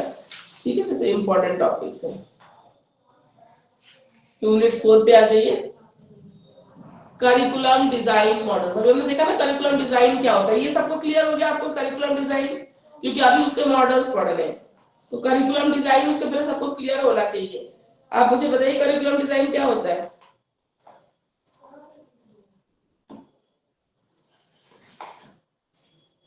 क्या होता है करिकुलम डिजाइन? बताया ना मैंने आपको, कौन बताना चाहता है, बताइए।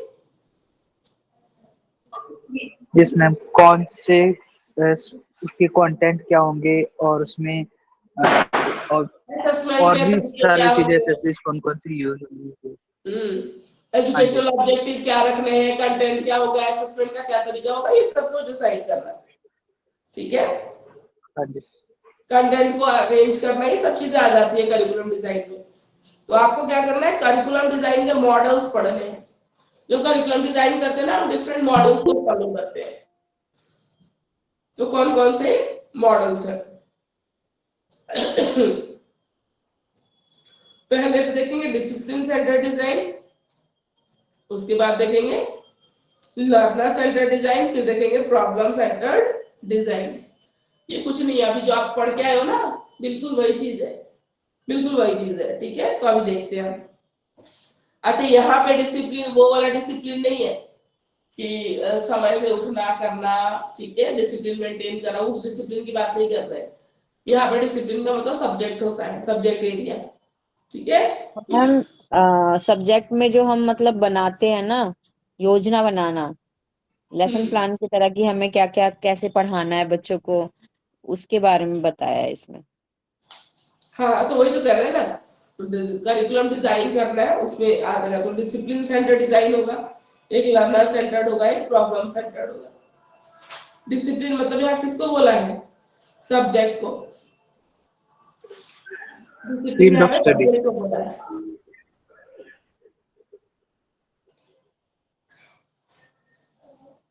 Discipline centre design, page number 143 English में यहाँ पे दिया हुआ है अच्छे से।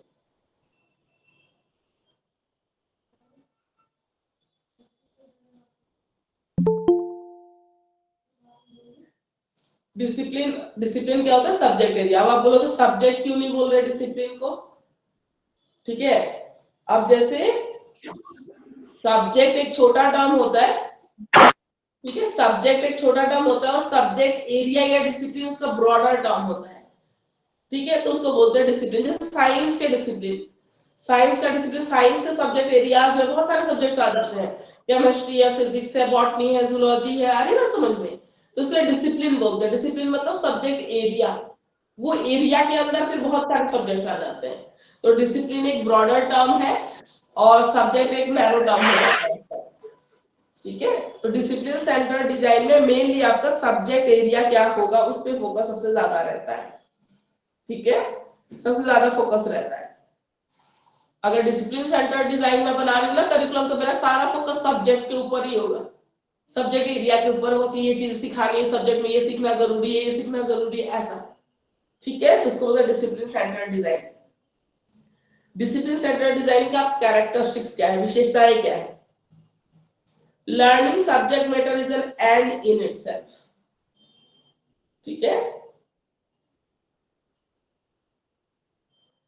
इसमें बोला है कि करिकुलम में जितना हमने सब्जेक्ट का कंटेंट जितना हमने डिसाइड कर दिया ना, तो at the end of the academic session अगर टीचर उतना कंटेंट करा लेता है, लर्नर उतना कंटेंट सीख लेता है, तो एट द एंड दोनों सेटिस्फाई फील करेंगे कि चलो हमने कुछ सीखा है इस सेशन में, ठीक है। तो learning subject matter is an and in itself, तो इसी को अंत माना जाता है, ठीक है, ये सिलेबस प्रेस्क्राइब्ड है, ये है कंटेंट है, इसको आपको खत्म करना है और लर्नर को इतना सीखना है। Pre determined uniform standard of knowledge, ठीक है। अब pre determined uniform standard of knowledge, कुछ स्टैंडर्ड हमने सेट कर रखे हैं, जैसे ये पढ़ना है, इससे फिर क्वेश्चन पेपर बनेगा, आपको उसको पास करना है। अगर मान लो आप पास नहीं करते हो तो फिर क्या करना पड़ेगा, फिर आपको एग्जाम रिपीट करना पड़ेगा, ठीक है। और अगर आप बार बार फेल होते रहते हो तो आपको उस क्लास में ड्रॉप करा दिया जाएगा, ठीक है। पर ऐसा होता है क्या? नहीं होता है।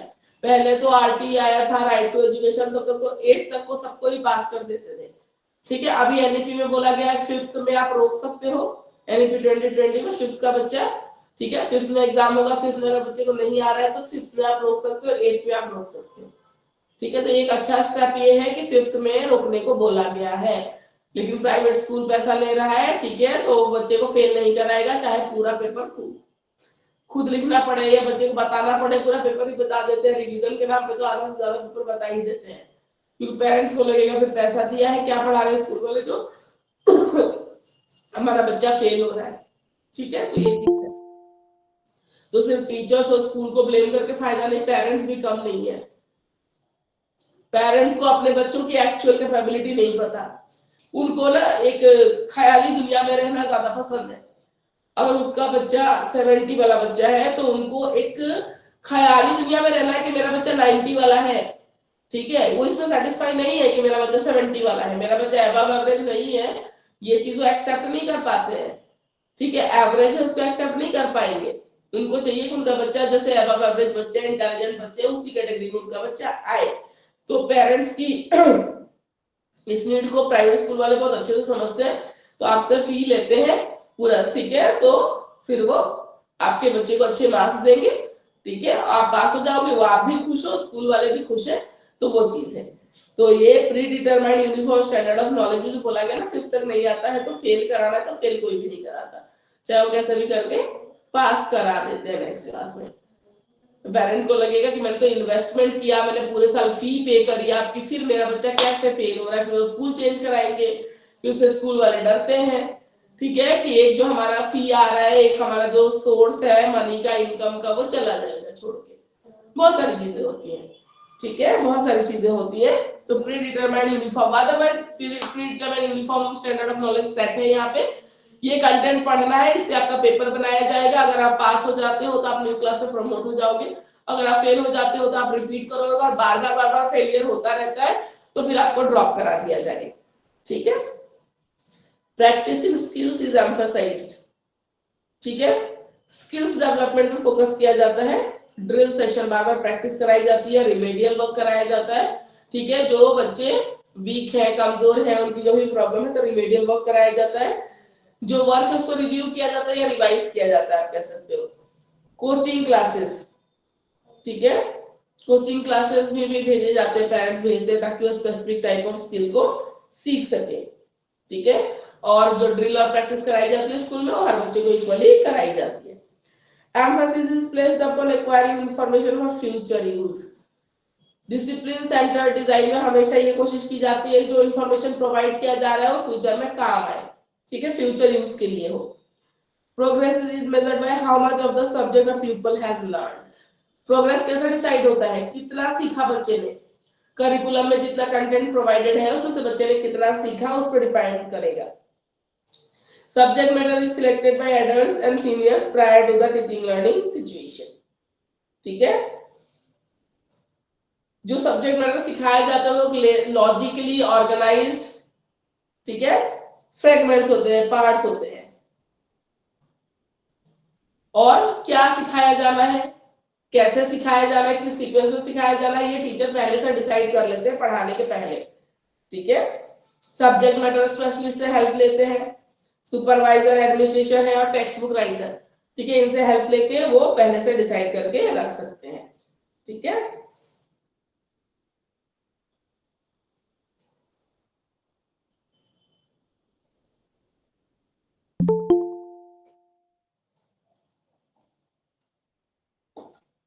तो डिसिप्लिन सेंटर डिजाइन का फोकस क्या है कि एक लेवल तक बच्चे को सब कुछ आना चाहिए, सब्जेक्ट एरिया में मैथ्स में ये आना चाहिए, इंग्लिश में इतना आना चाहिए, हिंदी में कम से कम रीडिंग राइटिंग आना चाहिए, ठीक है, लिखना चाहिए, बच्चा गलत ना पढ़े, गलत ना लिखे, मैथ्स में कैलकुलेशन सही हो, ठीक है। तो ये सब चीजें हैं जो डिसिप्लिन सेंटर डिजाइन के मेन फोकस रहते हैं, मतलब सब्जेक्ट एरिया पे फोकस ज्यादा होता है, जिसका पर्पस क्या है कि सारे स्टूडेंट्स को ये चीजें आनी चाहिए। अभी देखिए यहाँ पे एक वो बना है डिसिप्लिन सेंटर्ड करिकुलम सेटअप, ठीक है, टीचर है और एंड में स्टूडेंट है, करिकुलम है, सब्जेक्ट्स है, कंटेंट है, पॉलिसीज है और असेसमेंट एनवायरनमेंट है ये, ठीक है। करिकुलम का मेन पार्ट है, करिकुलम क्या क्या चीजें आ गई, कंटेंट आ गया, सब्जेक्ट आ गया, पॉलिसीज और ये सारी चीजें आ गई। पॉलिसी कैसे आ गई, जैसे मैंने बोला ना, इसमें लिखा है कि स्टैंडर्ड पहले से सेट है, तो मैंने बोला ना एनईपी पॉलिसी कह रहा है कि 5th में आप रोक सकते हो, 8th में आप रोक सकते हो, इसलिए पॉलिसीज भी लिखी हुई है। फीचर क्या है,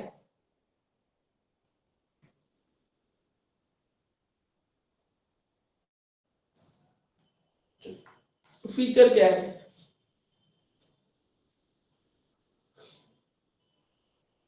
मेन गोल या पर्पस होता है इसका स्टूडेंट्स को एक स्टैंडर्ड पे लाके खड़ा करना है कि 6th क्लास का एक बच्चे हैं, सारे बच्चे हैं, तो उनको कम से कम इतना नॉलेज तो होना चाहिए। 6th क्लास में इंटीजर्स आ जाते हैं मैथ्स में, 6th क्लास के बच्चे को एटलीस्ट प्लस माइनस करना आना चाहिए, इंटीजर्स आने चाहिए, या साइंस में मान लो लिविंग नॉन लिविंग का फर्क, कैरेक्टरिस्टिक्स ये सब आने चाहिए, ठीक है।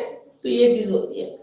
तो मेन होता है डिसिप्लिन सेंटर डिजाइन का मेन एम होता है एक स्टैंडर्ड सेट करना बच्चों के लिए, उसको अचीव करने के लिए उनको मोटिवेट करना है, हेल्प करना है,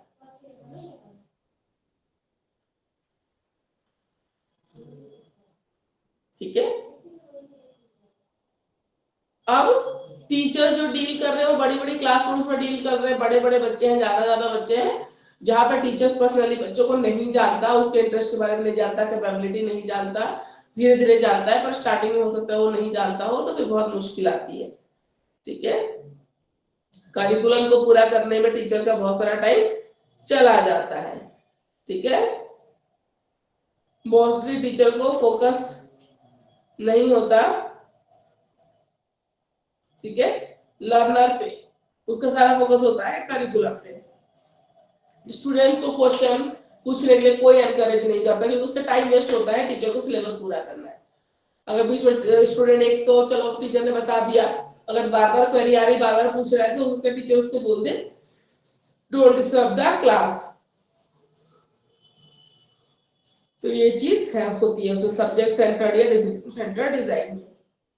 पर अब सबसे इंटरेस्टिंग चीज क्या है, सबसे ज्यादा पॉपुलर और वाइडली एक्सेप्टेड डिजाइन है डिसिप्लिन सेंटर्ड डिजाइन। अभी भी स्कूल में आप भी पढ़ के आए हो, आगे चल के आप पढ़ाओगे, ये हर जगह होता है, टेक्स्ट बुक है, उसमें सिलेबस दिया हुआ है, टीचर पूरा साल उस सिलेबस को कंप्लीट करने में लगा रहता है, कि ये बुक है आपका, ये टॉपिक्स है, तो ये तो सबको आना ही चाहिए। ठीक है, उसको पढ़ते हैं बच्चे, टेस्ट देते हैं, फिर उनको आगे प्रमोट कर दिया जाता है। ठीक है,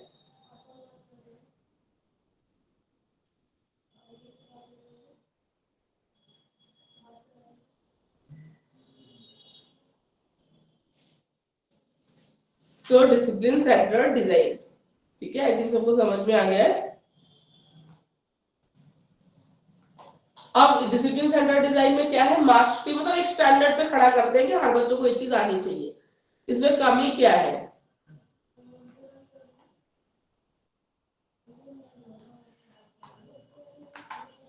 इसमें सबसे बड़ी कमी है, इसमें लर्नर का कोई चॉइस है नहीं।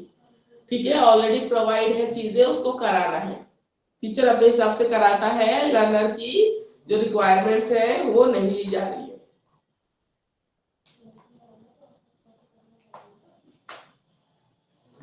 ठीक है, तो इतना बहुत है डिसिप्लिन सेंटर डिजाइन में। नेक्स्ट डिजाइन हम देखते हैं, लर्नर सेंटर डिजाइन। उसके बाद है problem centre design. Learner centre,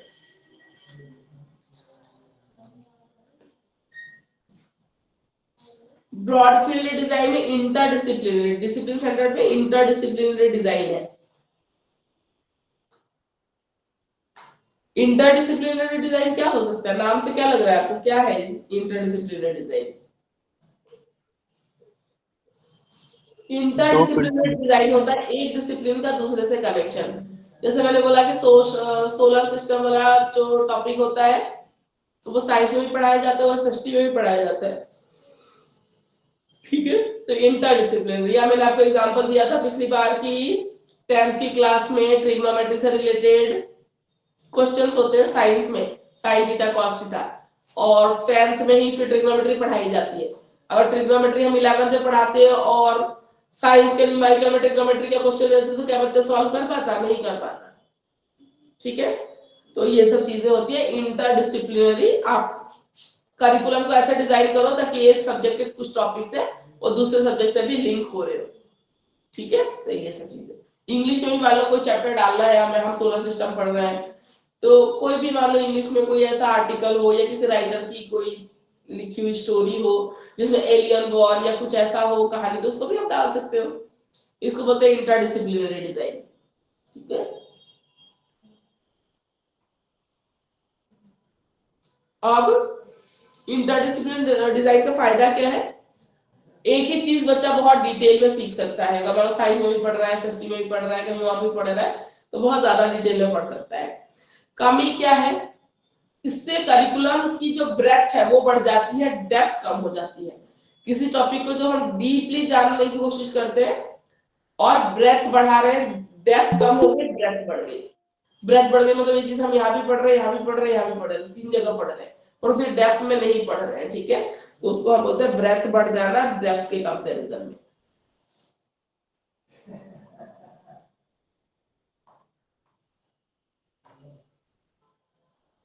उसके बाद हम आते हैं, बस इतना बहुत है, इसमें लर्नर सेंटर डिजाइन पे आते हैं। ठीक है, learner centre design. Learner centre design से आपको नाम समझ में आ रहा है। ठीक है, लर्नर सेंटर डिजाइन का मेन पर्पस होता है लर्नर्स को ध्यान में रखते हुए डिजाइन करना करिकुलम। ठीक है, उसका यूनिक टैलेंट, ठीक है, उसको फाइंड आउट करना, उसको नरिश करना। ठीक है, लर्नर सेंटर डिजाइन। और आप मान के चलोगे इंडिविजुअल डिफरेंस का कॉन्सेप्ट ध्यान में रख के कि सारे बच्चे बराबर नहीं है, सब एक जैसे नहीं होते, सबकी अपनी यूनिक एक टैलेंट होता है। ठीक है, उसको फाइंड आउट करना है, उस टैलेंट को ढूंढना है, उसको नरिश करना है। ठीक है, क्लासेस की साइज छोटी होनी चाहिए ताकि टीचर हर एक बच्चे को अच्छे से जान सके। ठीक है, और उसके अनलिमिटेड पोटेंशियल को पहचान सके, उसके कंसर्न, इंटरेस्ट, उसकी क्वेरीज को अच्छे से जान सके। स्टूडेंट्स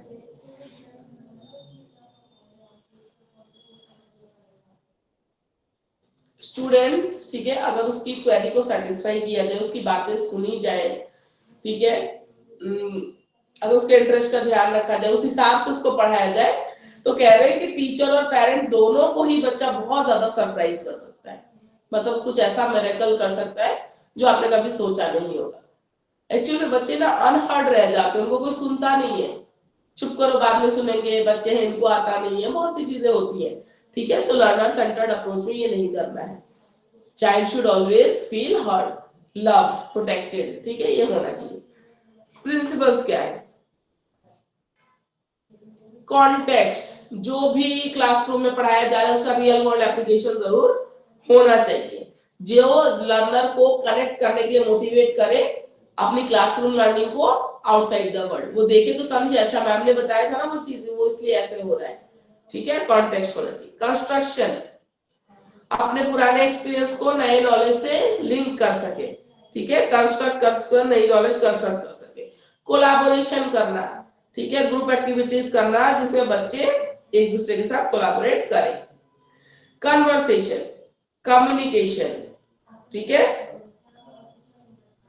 कम्युनिकेशन करना, लर्नर को अपने कन्वर्सेशन में टाइम स्पेंड करना चाहिए। Time in conversation while planning and making sense of new learning. ठीक है, जब आप प्लानिंग करते हो बच्चों से बातचीत करो कि कैसे पढ़ाना है चीजों को।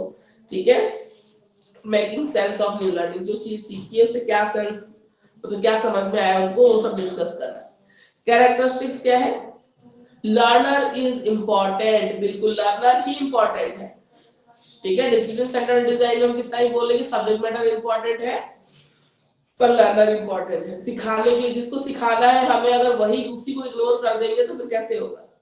ठीक है, interest of learner is most important in teaching learning process. बच्चे को इंटरेस्ट आ रहा है कि नहीं आ रहा है, ये बहुत जरूरी है।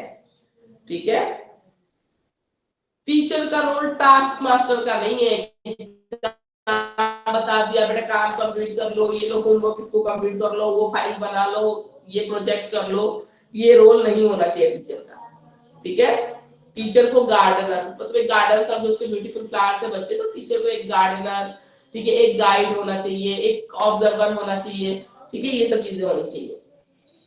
उसके बाद स्टूडेंट्स को लॉट ऑफ ऑप्शन दिए जाने चाहिए सब्जेक्ट के, जो आजकल दिए जाते हैं, पहले इतने ऑप्शन नहीं थे। इवन 9th वगैरह के बच्चों को बेसिक और स्टैंडर्ड मैथ्स का भी ऑप्शन आजकल मिलता है कि आपको बेसिक पढ़ना है तो आप बेसिक पढ़ो, और आपको थोड़ा एडवांस लेवल पे पढ़ना है तो आप एडवांस लेवल पढ़ सकते हो। ठीक है, students play active role in planning and assessment, students को प्लानिंग और असेसमेंट में एक्टिव रोल में पार्टिसिपेट करना चाहिए। Experience of learner acts as catalyst in the learning, learner जो एक्सपीरियंस करता है, ठीक है, वो कैटलिस्ट, कैटलिस्ट ऐसी चीज होती है जो किसी चीज को स्पीड अप कर देती है बहुत जल्दी। ठीक है, उसको कैटलिस्ट बोलते हैं। तो लर्निंग को एकदम बहुत स्पीड अप कर दो, बच्चे की लर्निंग एकदम से बढ़ जाए, उसके लिए उसका लर्निंग एक्सपीरियंस बहुत ज्यादा जरूरी है।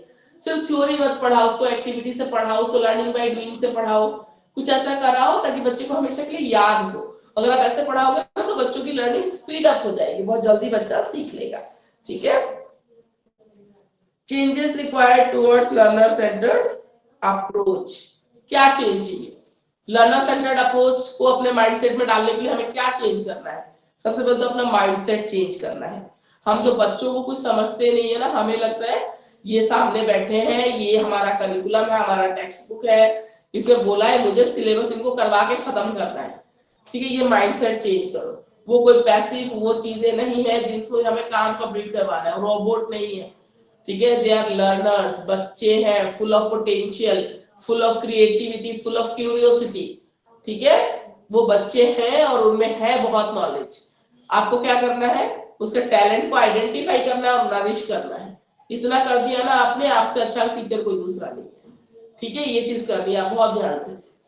आप ये मत सोचना कि मैं पढ़ा रहा हूं तो हर बच्चे का मैथ्स है साइंस है आप पढ़ाते हैं तो 90 पे 90 ही आ जाए, हर बच्चा 80 पे ही आ जाए, नहीं। अच्छे टीचर आप तब कहलाओगे जब आप उसकी पोटेंशियल को पहचान के उसके हिसाब से उसको गाइड करोगे।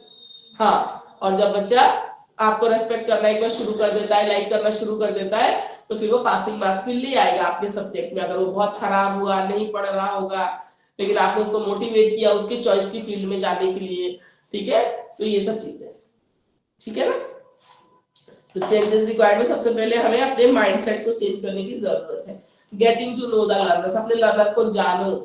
ठीक है, टाइम ही नहीं है टीचर्स के पास, क्लासरूम में जाते हैं सिलेबस खत्म करवाना है, ज्यादा तुम बच्चों से बात करने लग गए तो सीसीटीवी कैमरे लगे हैं, वहीं से फिर मैसेज आ जाएगा कि टीचर पढ़ा नहीं रही है, बच्चों से गॉसिप कर रही है, बातें कर रही है। ठीक है, फिर भी कोशिश करो जो फ्री टाइम आपको मिलता है अपने लर्नर को जानने की कोशिश करो। ठीक है, ये सब चीजें होती है। जैसे आपको अपॉर्चुनिटी मिलेगी, कभी बच्चे ट्रिप पे गए हैं उनसे बात करो, या आजकल एनेक्डोटल रिकॉर्ड्स होते हैं जिससे बच्चों का सारा रिकॉर्ड मेंटेन होता है।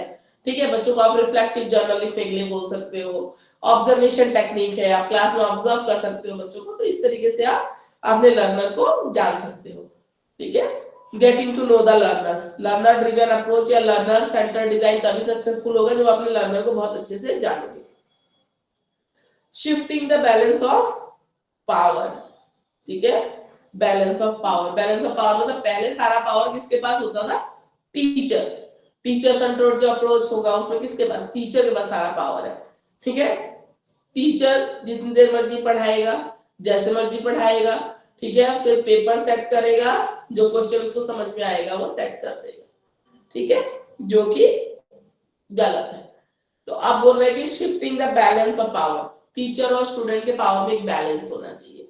हम ये नहीं कह रहे कि स्टूडेंट को इतना पावर दो कोई टीचर को ही ओवर पावर कर दे, ऐसा नहीं। एक बैलेंस ऑफ पावर होना चाहिए जिसमें बच्चों को भी कुछ ना कुछ उसके राइट्स होने चाहिए, कुछ ना कुछ उसका पावर होना चाहिए। ठीक है, ऐसा नहीं है कि उसका मन है या नहीं है, या उसको कोई दिक्कत भी आ रही है, प्रॉब्लम भी आ रही है, पर वो बता नहीं पा रहा है। ठीक है, तो ऐसा नहीं। ठीक है, उसको उतनी फ्रीडम होनी चाहिए कि अगर कोई क्वेरी आ रही है, कुछ आ रहा है, उसको टीचर से पूछना है तो वो पूछ सकता है अच्छे से। तो shifting the balance of power, ठीक है, उसको इक्वल अपॉर्चुनिटी मिलती है अपनी नॉलेज को मैनेज करने के लिए, अपना स्पेस मैनेज करने के लिए। ठीक है, अपना पेस के हिसाब से सीखने के लिए, हर बच्चा एकदम से नहीं सीख पाएगा, तो अपना पेस वो मैनेज कर सकता है उस हिसाब से। ठीक है, और लर्नर सेंटर्ड जो लर्नर सेंटर्ड जो अप्रोच है उसको अगर जो टीचर फॉलो कर रहा है ना, वो कभी सिंगल मेथड से पढ़ाना हो ही नहीं पाएगा। अगर सिंगल मेथड लेके आप चल रहे हो ना, तो आपका लर्नर ड्रिवन जो अप्रोच है वो फुलफिल ही नहीं हो पाएगा, क्योंकि बच्चे, ठीक है, अलग अलग लेवल के हैं वहां पे। ठीक है, बच्चे कोई अबव एवरेज है, कोई बिलो एवरेज है, कोई एवरेज बच्चा है, तो आपको क्या करना पड़ेगा, आपको करना पड़ेगा, ठीक है, डिफरेंट मेथड्स वहां पे करने पड़ेंगे आपके बच्चों के हिसाब से। ठीक है, मेथड ऐसा चूज करना पड़ेगा। हो सकता है आपका मल्टीमीडिया अप्रोच, मल्टीमीडिया अप्रोच में जैसे हम बोल रहे हैं, आप सुन रहे हो, एक ही आपका सेंस ऑर्गन का यूज हो रहा है, दैट इज ईयर। ठीक है, मल्टीमीडिया अप्रोच में कुछ वीडियोस आप दिखा सकते हो, कुछ एक्ट करा सकते हो, है ना, कुछ ड्रामा करा सकते हो क्लास में, कुछ भी करा सकते हो रिलेटेड टू टॉपिक आपका जो रिक्वायर्ड होगा वो। ऐसा नहीं कि इररिलेवेंट आप कुछ भी करा रहे हो, ऐसा नहीं, इररिलेवेंट नहीं होना चाहिए, बाकी टॉपिक से रिलेटेड आप चीजें करा सकते हो। ठीक है, जिसमें एक से ज्यादा सेंस ऑर्गन्स का यूज हो, मल्टीमीडिया अप्रोच हम जिसको बोलते हैं। ठीक है, तो ये सब चीजें आप कर सकते हो। चाइल्ड सेंटर डिजाइन की स्ट्रेंथ क्या है, स्टूडेंट को एम्पावरमेंट दी गई है, ओनरशिप है नॉलेज की, और कंस्ट्रक्टिव लर्निंग के लिए उनको स्कोप दिया गया है। वीकनेस क्या है, content not specific in the sense, मतलब कंटेंट है, हो सकता है वो आपका सारा पूरा हो, सारा नहीं पूरा हो, क्योंकि ये सारा लर्नर सेंटर डिजाइन है, कंटेंट सेंटर डिजाइन नहीं है। ठीक है, experience centre design, experience centre design इसी को बोला जा रहा है, कि लर्नर सेंटर को एक्सपीरियंस सेंटर डिजाइन बोला जा रहा है, क्योंकि जो भी आप पढ़ा रहे हैं ना उसको ऑन द स्पॉट कर भी रहे। इंटरेस्ट,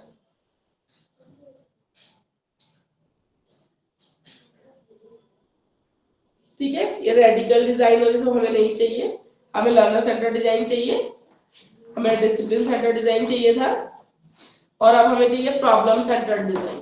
ठीक है, ये सब एक्स्ट्रा दिया हुआ है ना, वो नहीं है सिलेबस में, वो नहीं करना आपको।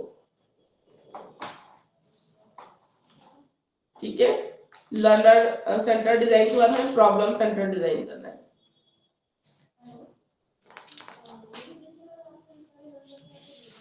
Problem centre, learner centre,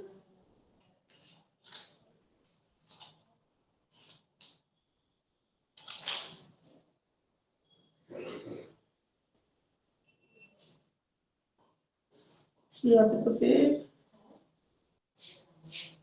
components आ गया प्रॉब्लम सेंटर डिजाइन का, ये कर देखते हैं।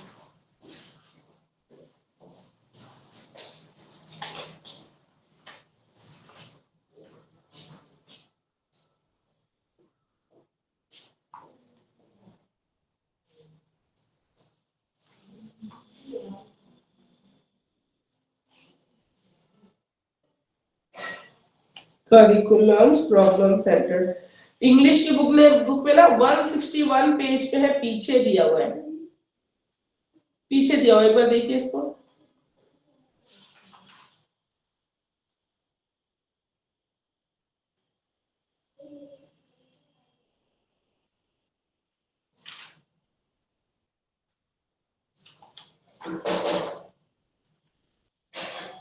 ठीक है, 161 पे दिया हुआ है प्रॉब्लम सेंटर डिजाइन। हिंदी की बुक में एक बार देखिए, मिल गया सबको। इंग्लिश में प्रॉब्लम सेंटर डिजाइन पीछे दिया हुआ है, 161 पे बिल्कुल नीचे।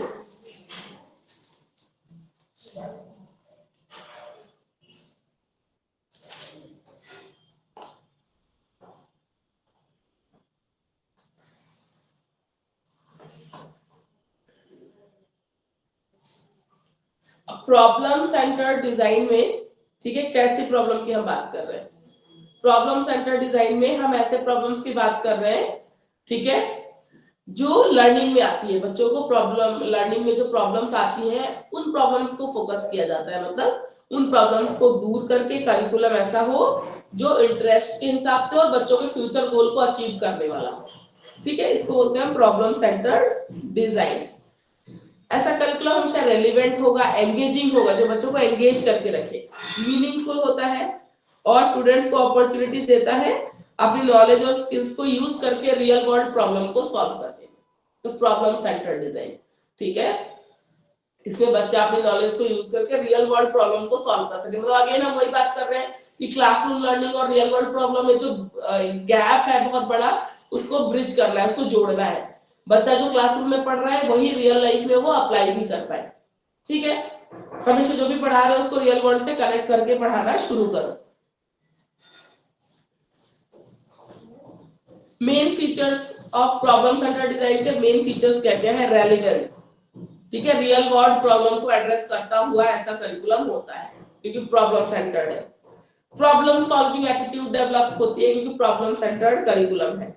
ठीक है, प्रॉब्लम सॉल्विंग में ऑथेंटिसिटी, ठीक है, जेन्युइन, ठीक है, जो करिकुलम में जो प्रॉब्लम एड्रेस होंगे वो जेन्युइन होंगे, और चैलेंजेस, रियल लाइफ में जो चैलेंजेस फेस करने पड़ रहे हैं उसकी वजह से वो भी मेंशन होता है। कोलैबोरेशन, स्टूडेंट्स ग्रुप में काम करते हैं ताकि प्रॉब्लम को सॉल्व कर सके। टीचर इसमें फैसिलिटेटर का रोल प्ले करता है, गाइड करता है बच्चों को, सॉल्व बच्चे खुद करते हैं। ठीक है, स्टूडेंट्स अपने आप सॉल्व करेंगे, टीचर एज ए गाइड होता है यहाँ पे। ठीक है, आया समझ में आपको प्रॉब्लम सेंटर डिजाइन क्या है?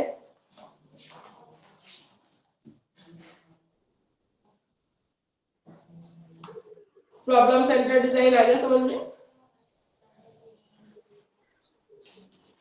Yes ma'am. ठीक है, उसके बाद है टॉपिक आपका components required in curriculum development में। इंग्लिश की बुक में 148 पे है। करिकुलम डेवलपमेंट में कौन से कंपोनेंट्स होते हैं, उसके कौन कौन से पार्ट होते हैं।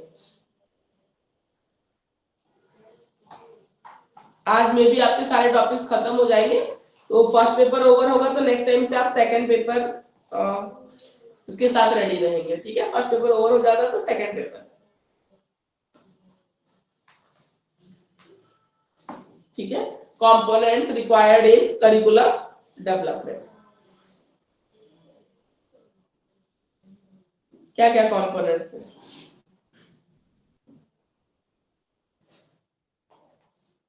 ये भी पता है, सारी चीजें ना घूम फिर के एक ही आ जाती है। कंपोनेंट में फिर वही स्टेप्स ही आ जाते हैं, प्लानिंग, डिजाइनिंग, ठीक है, इम्प्लीमेंटेशन, ये सारी चीजें वही है। ये देखो, ठीक है, कंपोनेंट्स रिक्वायर्ड इन, ये कंपोनेंट के उसमें पूछेंगे, वेरियस कंपोनेंट है, तो ये सारे ये वही है। ठीक है, कोई बात नहीं, थोड़ा सा मैं फिर से आपको डिस्कस कर लेती हूँ। पायलट टेस्टिंग देखो आगे ना, देखो यहाँ पे एक डायग्राम है, पेज नंबर 149 पे एक डायग्राम है, आप पहले उसको देखिए। करिकुलम डेवलपमेंट मॉडल है, दिख रहा है आपको। सबसे पहले करिकुलम डेवलपमेंट टीम है मेक सिस्टमैटिक डिसीजंस अबाउट, जो टीम बैठेगी वो डिसीजन लेगी, ठीक है, किस किस के बारे में, लर्नर की कैरेक्टरिस्टिक्स क्या है, कैसे इवैल्यूएशन करेंगे, आउटकम्स क्या होना चाहिए, जो करिकुलम में हम टॉपिक डाल रहे हैं उसको पढ़ने के बाद बच्चा क्या सीखेगा, मेथड्स कौन से होने चाहिए, कंटेंट क्या होना चाहिए, ठीक है। इसके बाद होती है पायलट टेस्टिंग, जो मतलब छोटे ग्रुप पे टेस्ट किया जाता है, फिर इवैल्यूएशन किया जाता है, फिर करिकुलम मटेरियल्स, ठीक है, मटेरियल्स को चेंज किया जाता है अगर जरूरत पड़ी तो, वॉलंटियर ट्रेनिंग, ठीक है, करिकुलम जो फाइनली इंप्लीमेंट करना होता है ना तो टीचर्स को ट्रेनिंग दी जाती है। ऐसे कैसे होगा, जब करिकुलम में कुछ चेंज आए तो उसको कैसे बच्चों को कराना है, ठीक है, ये सारी ट्रेनिंग होती है, वॉलंटियर ट्रेनिंग होती है। फिर need for curriculum material identified, ठीक है, नीड फॉर करिकुलम, फिर जरूरत जो है उसको लिया जाता है, फिर करिकुलम डेवलपमेंट टीम होती है जिसको वो बनाती है। इवैल्यूएशन के बाद रीडिजाइन नेसेसरी होता है, फिर करिकुलम डेवलपमेंट टीम के पास जाता है और फाइनलाइज हो जाता है, ठीक है। ये सब वही चीजें हैं जो मैं अभी आपको थोड़ी देर पहले बता रही थी, है वही चीजें बिल्कुल। आ रही बात समझ में, ठीक है। उसके बाद देखिए प्लानिंग है, ठीक है, प्लानिंग है, इम्प्लीमेंटेशन है, ठीक है, कंटेंट एंड मेथड है, इवैल्यूएशन है। प्लानिंग में क्या करना है, आइडेंटिफाई इशू, प्रॉब्लम क्या है करिकुलम में, ठीक है, वो आइडेंटिफाई करना है। करिकुलम डेवलपमेंट टीम बनानी है, नीड असेसमेंट करना है, एनालिसिस करना है कि क्या जरूरत है, क्यों बनाई जा रही है, नया करिकुलम क्यों बनाया जा रहा है प्लानिंग में। कंटेंट एंड मेथड में आउटकम डिसाइड किए जाते हैं, कंटेंट सिलेक्ट किया जाता है और एक्सपीरियंस, ठीक है, मेथड जो है, ठीक है, वो सारे डिसाइड किया जाता है। उसके बाद आते हैं इम्प्लीमेंटेशन, करिकुलम एज प्रोडक्ट, ठीक है, इंप्लीमेंट कर दिया जाता है, टेस्ट किया जाता है, पायलट टेस्टिंग, फिर करिकुलम को रिवाइज किया जाता है, recruit and train facilitators, teachers को ट्रेनिंग दी जाती है, फिर करिकुलम को फाइनली इंप्लीमेंट कर दिया जाता है। इवैल्यूएशन स्ट्रेटजीज को इवैल्यूएट किया जाता है, formative assessment, summative assessment test लेते हैं, उसके बाद रिपोर्ट करते हैं, ठीक है, एंड सिक्योरिंग रिसोर्सेज, उसके बाद रिसोर्सेज को सिक्योर किया जाता है, कैसा रिजल्ट आया डिपेंड्स अपॉन दैट, ठीक है। तो ये सारे कंपोनेंट्स ऑफ करिकुलम डेवलपमेंट है।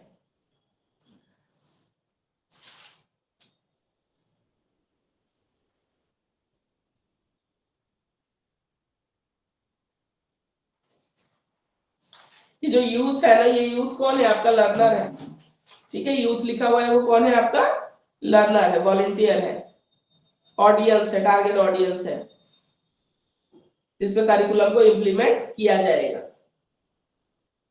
चलिए एक बार फिर से देख लेते हैं, फेज 1 फेज 2, ये सारे कंपोनेंट है डिफरेंट फेजेस की फॉर्म में। देखिए ये चीजें तो मैंने अभी आपको बताई थी, क्या रिपीट करने की जरूरत है, आपको समझ में आ रही है चीजें, करिकुलम बनता कैसा है, अगेन फिर सारी वही चीजें आएंगी जो मैंने अभी थोड़ी देर पहले आपको बताया है। आप बोलो अगर जरूरत है तो मैं रिपीट करूंगी, तो मेरे हिसाब से जरूरत नहीं है, अभी मैंने जो चीजें बताई है बिल्कुल वही चीजें है, सेम। या तो हम लास्ट टॉपिक पे आगे बढ़े, या तो कोई नहीं समझ में आया है तो आप बोलो, मैं रिपीट कर सकती हूँ।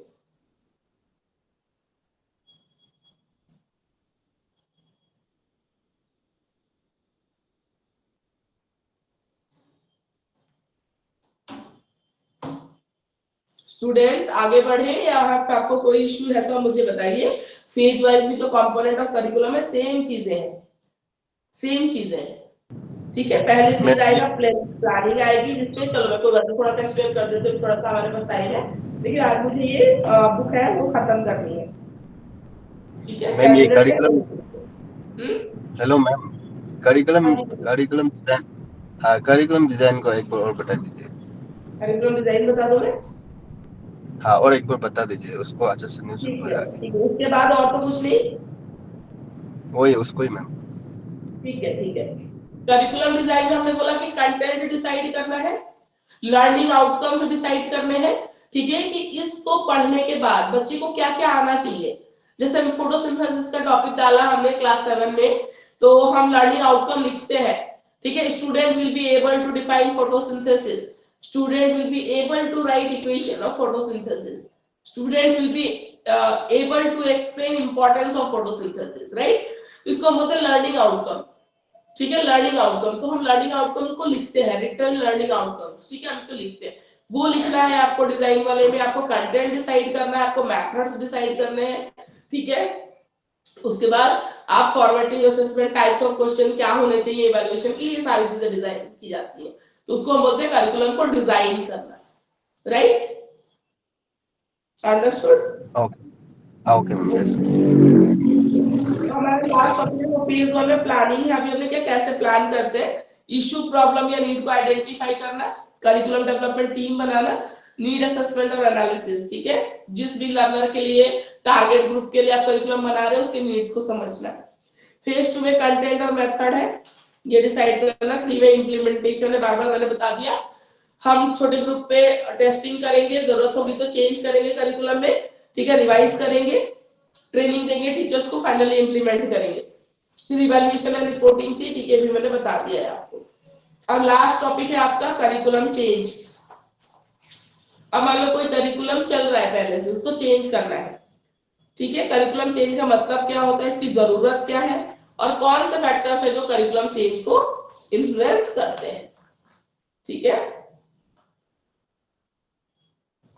तो करिकुलम चेंज क्या होता है, जब करिकुलम एक ऑलरेडी एग्जिस्टिंग करिकुलम है और उसमें मुझे कुछ चेंज लेके आना है, that is called curriculum change, ठीक है। अब मान लो कोई नई चीजें डे बाय डे डेवलपमेंट्स हो रही है, नए नए रिसर्च है आ रहे हैं, नई नई चीजें आ रही है, तो हो सकता है हमें करिकुलम में कुछ चेंज लाने की जरूरत लगे। जैसे मैंने आपको पिछली क्लास में भी एग्जांपल दिया था कि पॉल्यूशन है, या कंप्यूटर का कोर्स है, जो मैंने बोला कि हमने बहुत बाद में जाके पढ़ा है, हमारे लिए कंप्यूटर कोई बहुत ऐसे एसेंशियल नहीं था जो फर्स्ट क्लास से ही पढ़ाया जाने लगे, पर आज एक इंटीग्रल पार्ट है हर एक की लाइफ का।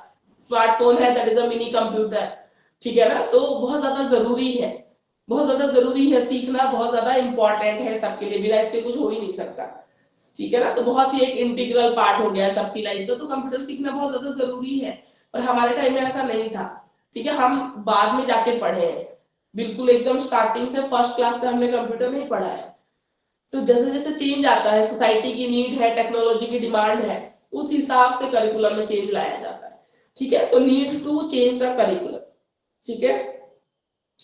अब आजकल के बच्चे हाईली कॉम्पिटेंट हैं, देखो तुम ये भी देखो, हम बोलते तो हैं कि आजकल के बच्चे ऐसे हैं, बिगड़े हैं, ये है, एक्चुअल में आजकल के बच्चे बहुत कॉम्पिटेंट हैं, उसके पास बहुत सारे सोर्सेज है नॉलेज के लिए, ठीक है। तो टीचर उस लेवल का नहीं होता, नहीं तो मैं बताऊं, अगर टीचर उस लेवल का होना जो आजकल के बच्चों को समझ सके, उनके माइंडसेट को, फिर आजकल के बच्चे बहुत अच्छे हैं, ठीक है, बहुत कॉम्पिटेंट है, बहुत नॉलेज है, बहुत इंटेलिजेंट है आजकल के बच्चे, ठीक है। उनको टैकल करने के लिए टीचर को उससे दुगना इंटेलिजेंट होना पड़ेगा।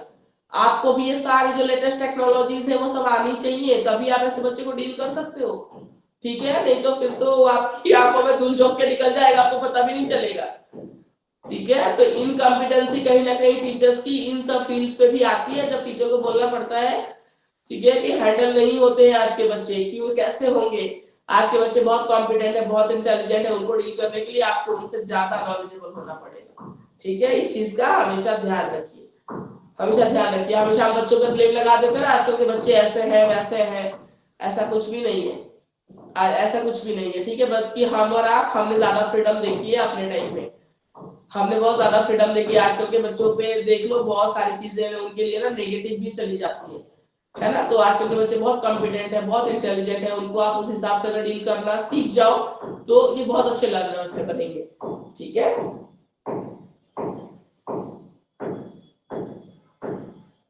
मोटिवेटेड है, ठीक है। पेरेंट्स बहुत ज्यादा इन्वॉल्व है आजकल के, पहले पेरेंट्स को पता ही नहीं होता था बच्चे कौन सी क्लास में है, ठीक है। जा रहे हैं स्कूल, आ रहे हैं, पढ़ रहे हैं तो भली, ना पढ़ रहे हैं तो भली, बच्चे आजकल पेरेंट्स इतना इन्वॉल्वमेंट दिखाते हैं, ठीक है। बच्चे कॉम्पिटेंट है, मैंने बोला कि बहुत सारे सोर्सेज से नॉलेज मिल रही है बच्चों को, तो ये बहुत अच्छी चीज है, ठीक है। तो उस हिसाब से जो करिकुलम में है, पुरानी चीजें हैं उसको चेंज करने का कर कर, ठीक है, नया ऐड करने की जरूरत होती है, ठीक है। नीड्स, इंटरेस्ट, और अब देखो किस लिए चेंज चाहिए, कभी कभी बच्चों की नीड, इंटरेस्ट और एबिलिटीज के हिसाब से करिकुलम को चेंज करना पड़ता है, ठीक है। अननेसेसरी यूनिट्स कुछ है, टीचिंग मेथड्स है उनको चेंज करने की जरूरत होती है, कंटेंट कभी कभी ठीक है हटता भी है, चेंज होता है, नई चीजें आती है तो पुरानी हटती भी है। लेटेस्ट और अपडेट नॉलेज को इंक्लूड करने के लिए करिकुलम चेंज होता है। Number of hours of instruction, ठीक है, ये भी करिकुलम में इंक्लूड होता है कि कितने घंटे आपको पढ़ाना है ताकि आप ये करिकुलम आप कंप्लीट कर सको, उसमें चेंज आएगा तो भी हो सकता है। To correlate between student theory courses and learning practices, कभी कभी होता है कुछ चीजें बहुत थ्योरेटिकल चल रही है, उसका डे टू डे लाइफ का प्रैक्टिकल एप्लीकेशन बहुत कम है, ठीक है, तो उसके लिए भी करिकुलम चेंज होता है ताकि ऐसे टॉपिक्स या चीजें एग्जांपल हो जो आप practically day to day life में इंप्लीमेंट कर सको, ठीक है। ऑब्जेक्टिव के बेस्ड पे लर्निंग एक्सपीरियंस होना चाहिए। ऑब्जेक्टिव तो हमने कुछ और सेट कर रखा है, ठीक है, और जो हम पढ़ा रहे हैं थ्योरी उसमें हमारा ऑब्जेक्टिव सेटिस्फाई नहीं हो रहा है तो कोई फायदा नहीं है, ठीक है। अब मैंने लैंग्वेज में हिंदी या इंग्लिश में मैंने लर्निंग आउटकम में लिख रखा है टू एनहांस स्टूडेंट्स क्रिएटिविटी, या student will learn to write a poem, और मैंने कभी कोई क्रिएटिव वर्क क्लास में दिया ही नहीं है करने को बच्चों को, ठीक है, लेकिन मैंने आउटकम में लिख रखा है कि ऐसा होगा, ठीक है, फिर तो दिक्कत आएगी, ठीक है। तो ये सारी चीजें हैं, प्रॉब्लम है जिसकी वजह से करिकुलम को चेंज करने की जरूरत पड़ती है, ठीक है।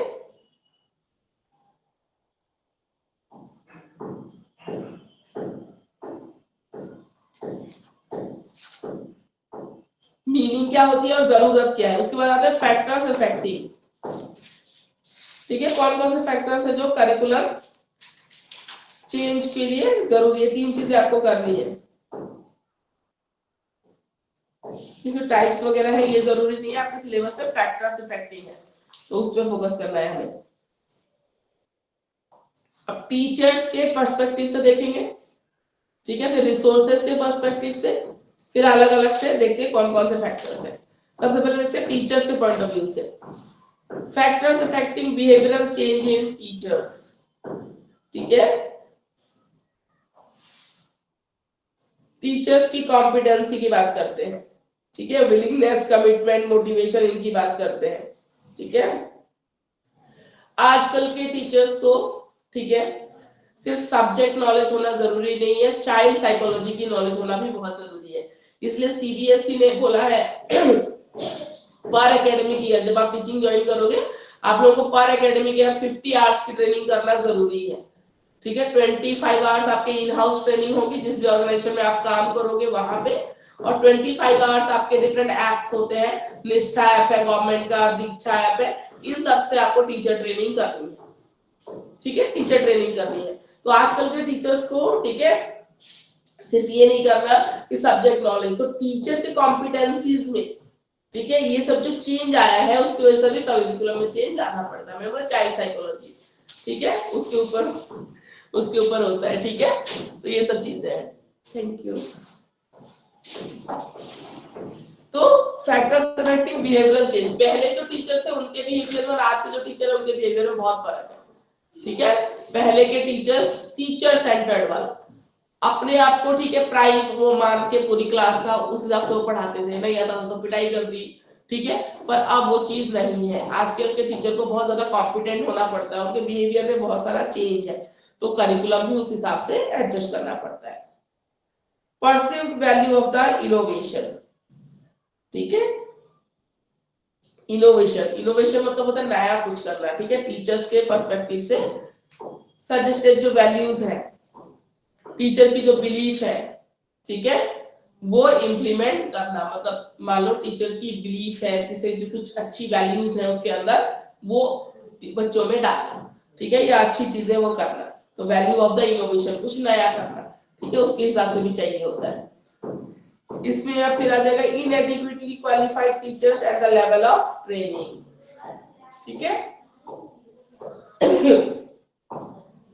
इनएडिक्वेटली क्वालिफाइड टीचर्स बहुत कम है, क्वालिफाइड टीचर्स आपको बहुत कम मिलेंगे, और जो लेवल ऑफ ट्रेनिंग है वो भी अच्छी नहीं है। मान लो जो इन हाउस ट्रेनिंग होती है स्कूल्स में, उसमें तो टीचर बैठते हैं क्योंकि उसमें मैनेजमेंट देख रहा है आपको पार्टिसिपेट करना ही है, बाकी 25 बार जो अदर सोर्सेस से करते हैं, घर पे फोन से कर रहे हैं, क्या वो सारा सुन रहे हैं?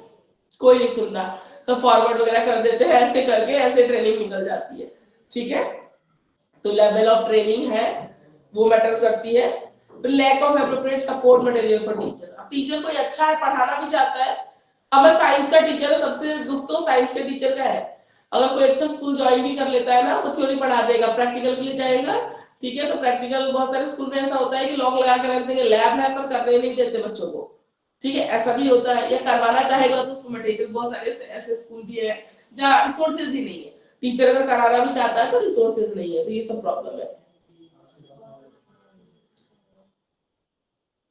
तो ऐसे केसेस में क्या करना है, करिकुलम में चेंज लाके ऐसे मटेरियल्स, इसलिए एनसीईआरटी बुक देखना हमेशा मैं बोलती हूँ, ऐसे एक्सपेरिमेंट्स उसमें लिखे होते हैं जो एक्सपेरिमेंट आपके घर में अवेलेबल चीजों से ही हो जाते हैं। ठीक है, तो उसमें करिकुलम में चेंज लाया गया कि रिसोर्सेज अवेलेबल नहीं है, तो हम कुछ ऐसे एक्सपेरिमेंट डाले बुक में जहां घर के अवेलेबल चीजों से आप एक्सपेरिमेंट कर सको।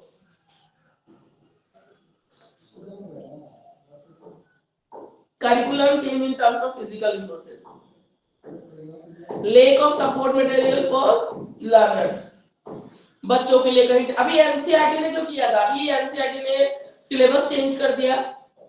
ठीक है, 8th का सिलेबस चेंज कर दिया, 7th का सिलेबस चेंज कर दिया अप्रैल में। जो गवर्नमेंट स्कूल्स है, केवी वगैरह है, उनके पास तो है थोड़ा बहुत आया मटेरियल, उन्होंने लगा दिया, बाकी कहीं पूरे मार्केट में बुक नहीं है और ये चेंज करके बैठ गए। ठीक है, बहुत मुश्किल हुई है बच्चों को, बुक नहीं मिल रही थी और फिर टीचर पढ़ाएगा कैसे। ठीक है, या तो इनको पूरा, जब उनका प्रिंट हो जाता, अवेलेबिलिटी होती तब ये चेंज करते बुक को, इनके पास पूरा स्टॉक भी नहीं था और इन्होंने चेंज कर दिया था। ठीक है, तो ये सब चीजों की प्रॉब्लम आती है, सपोर्ट मटेरियल कभी कभी नहीं होता, बच्चों को बस कहां से पढ़ना है नहीं समझ में आता। Lack of equipment. ठीक है, लैक ऑफ इक्विपमेंट, इक्विपमेंट कुछ भी हो सकता है, कोई बच्चा गेम्स में अच्छा है, खेल रहा है, फिजिकल एजुकेशन का सब्जेक्ट है, पर ग्राउंड में जा रहा है तो उसके पास चीजें नहीं है, रिसोर्सेज नहीं है, ठीक है, इक्विपमेंट्स नहीं है, तो ये बाकी फैक्टर में देखते हैं। इन्फ्लुएंशियल और आउटस्पोकन इंडिविजुअल्स, आउटस्पोकन, ठीक है, लीडरशिप क्वालिटी। ठीक है, ये मैं आपको पिछली बार भी बोल रही थी, लीडरशिप क्वालिटी डेवलप करना बहुत ज्यादा जरूरी है। ठीक है, अच्छे लीडर की बहुत ज्यादा कमी है, तो हमारा करिकुलम कुछ इस तरीके से डिजाइन होनी चाहिए, जो फेमस लीडर्स हैं, ठीक है, उनके बारे में स्टोरीज वगैरह बताई जाए।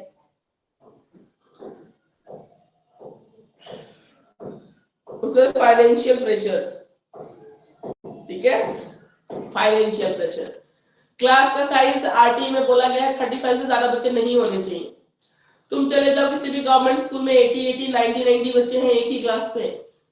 ठीक है, और ये गवर्नमेंट है, गवर्नमेंट की ही बनाई हुई पॉलिसी है, एक्ट है जिसमें बोला गया है, पर गवर्नमेंट स्कूल में ही 80 90 बच्चे हैं एक ही क्लासरूम में।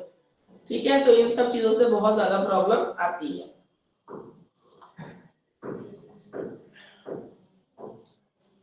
ठीक है, और भी बहुत सारी चीजें हैं जिसकी वजह से, जैसे चीजें अवेलेबल नहीं है स्कूल में, हमने जिसको बोला staffing issues including workload, teachers के ऊपर आजकल वर्कलोड बहुत ज्यादा है।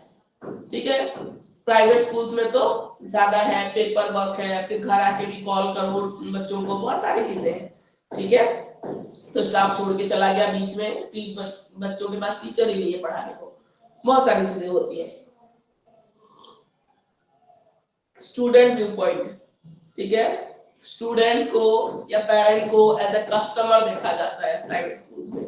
ठीक है, एज ए कस्टमर देखा जाता है, और वो लगता है ना कस्टमर सेटिस्फेक्शन वाला, कि कस्टमर सेटिस्फाई होना चाहिए, बीच में चाहे जो लर्नर है, ठीक है, पैसे देने वाला वो पेरेंट है, वो कस्टमर है। ठीक है, ये कंपनी है जो सर्विस प्रोवाइड कर रही है, स्कूल वाले हैं। ठीक है, और बीच में जो लर्नर है, तो कंपनी उसको अपने कस्टमर को सेटिस्फाई करने में लगी होती है, बीच में लर्नर का चाहे जो भी हो रहा है उसका ध्यान बहुत कम दिया जाता है, तो ये सब प्रॉब्लम है। स्टूडेंट एबिलिटीज, ठीक है, हमारा जो करिकुलम होना चाहिए, प्रोग्राम होना चाहिए, वो ऐसा होना चाहिए जो स्टूडेंट की एबिलिटीज को बाहर निकाल के लाए, हमने पहले ही बोला। पेडागोजिकल आर्गुमेंट, एकेडमिक मेरिट, ठीक है, पेडागोजिकल चीजों की नॉलेज होनी चाहिए। ठीक है,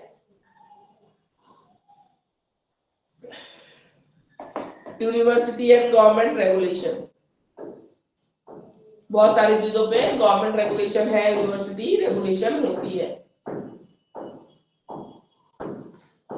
जो इफेक्टिव यूज ऑफ रिसोर्सेज के बारे में बोल रही है। National international accreditation bodies,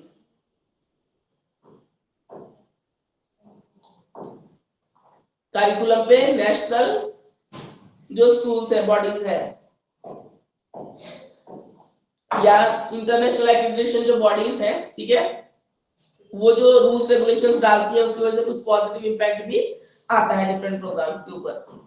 general factor में कल्चरल फैक्टर होता है, मैंने बताया आपको, जैसा कल्चर होता है वैसा करिकुलम होता है। पॉलिटिकल फैक्टर, ये सब चीजें हम डिस्कस कर चुके हैं। एनवायरमेंटल फैक्टर मैंने बोला था ना कि एनवायरमेंट में नीडेड है, तो ये सारी चीजें, ठीक है। बाकी आप करिकुलम चेंज एक बार अपने आप से भी करना, अगर कोई दिक्कत आती है मुझे नेक्स्ट क्लास में बताइएगा, ठीक है। ठीक है, कोई इशू तो नहीं है यहाँ पे। करिकुलम चेंज में समझ में आया आपको? चेंज किया जाता है, ठीक है। चेंज करने के कौन कौन से फैक्टर्स है जो उस पर इफेक्ट डालते हैं, ठीक है, चेंज में। क्लियर है आपको? अगर कोई दिक्कत है मान लीजिए आज इसको रीड करो, कोई दिक्कत हो मुझे नेक्स्ट क्लास में पूछना, अदरवाइज हमारा पेपर 1 इज कंप्लीटेड, ठीक है। We will continue with paper 2 in next class, ठीक है। Okay, ma'am. Okay okay ma'am, okay, thank you for attending the class. Thank you so much ma'am.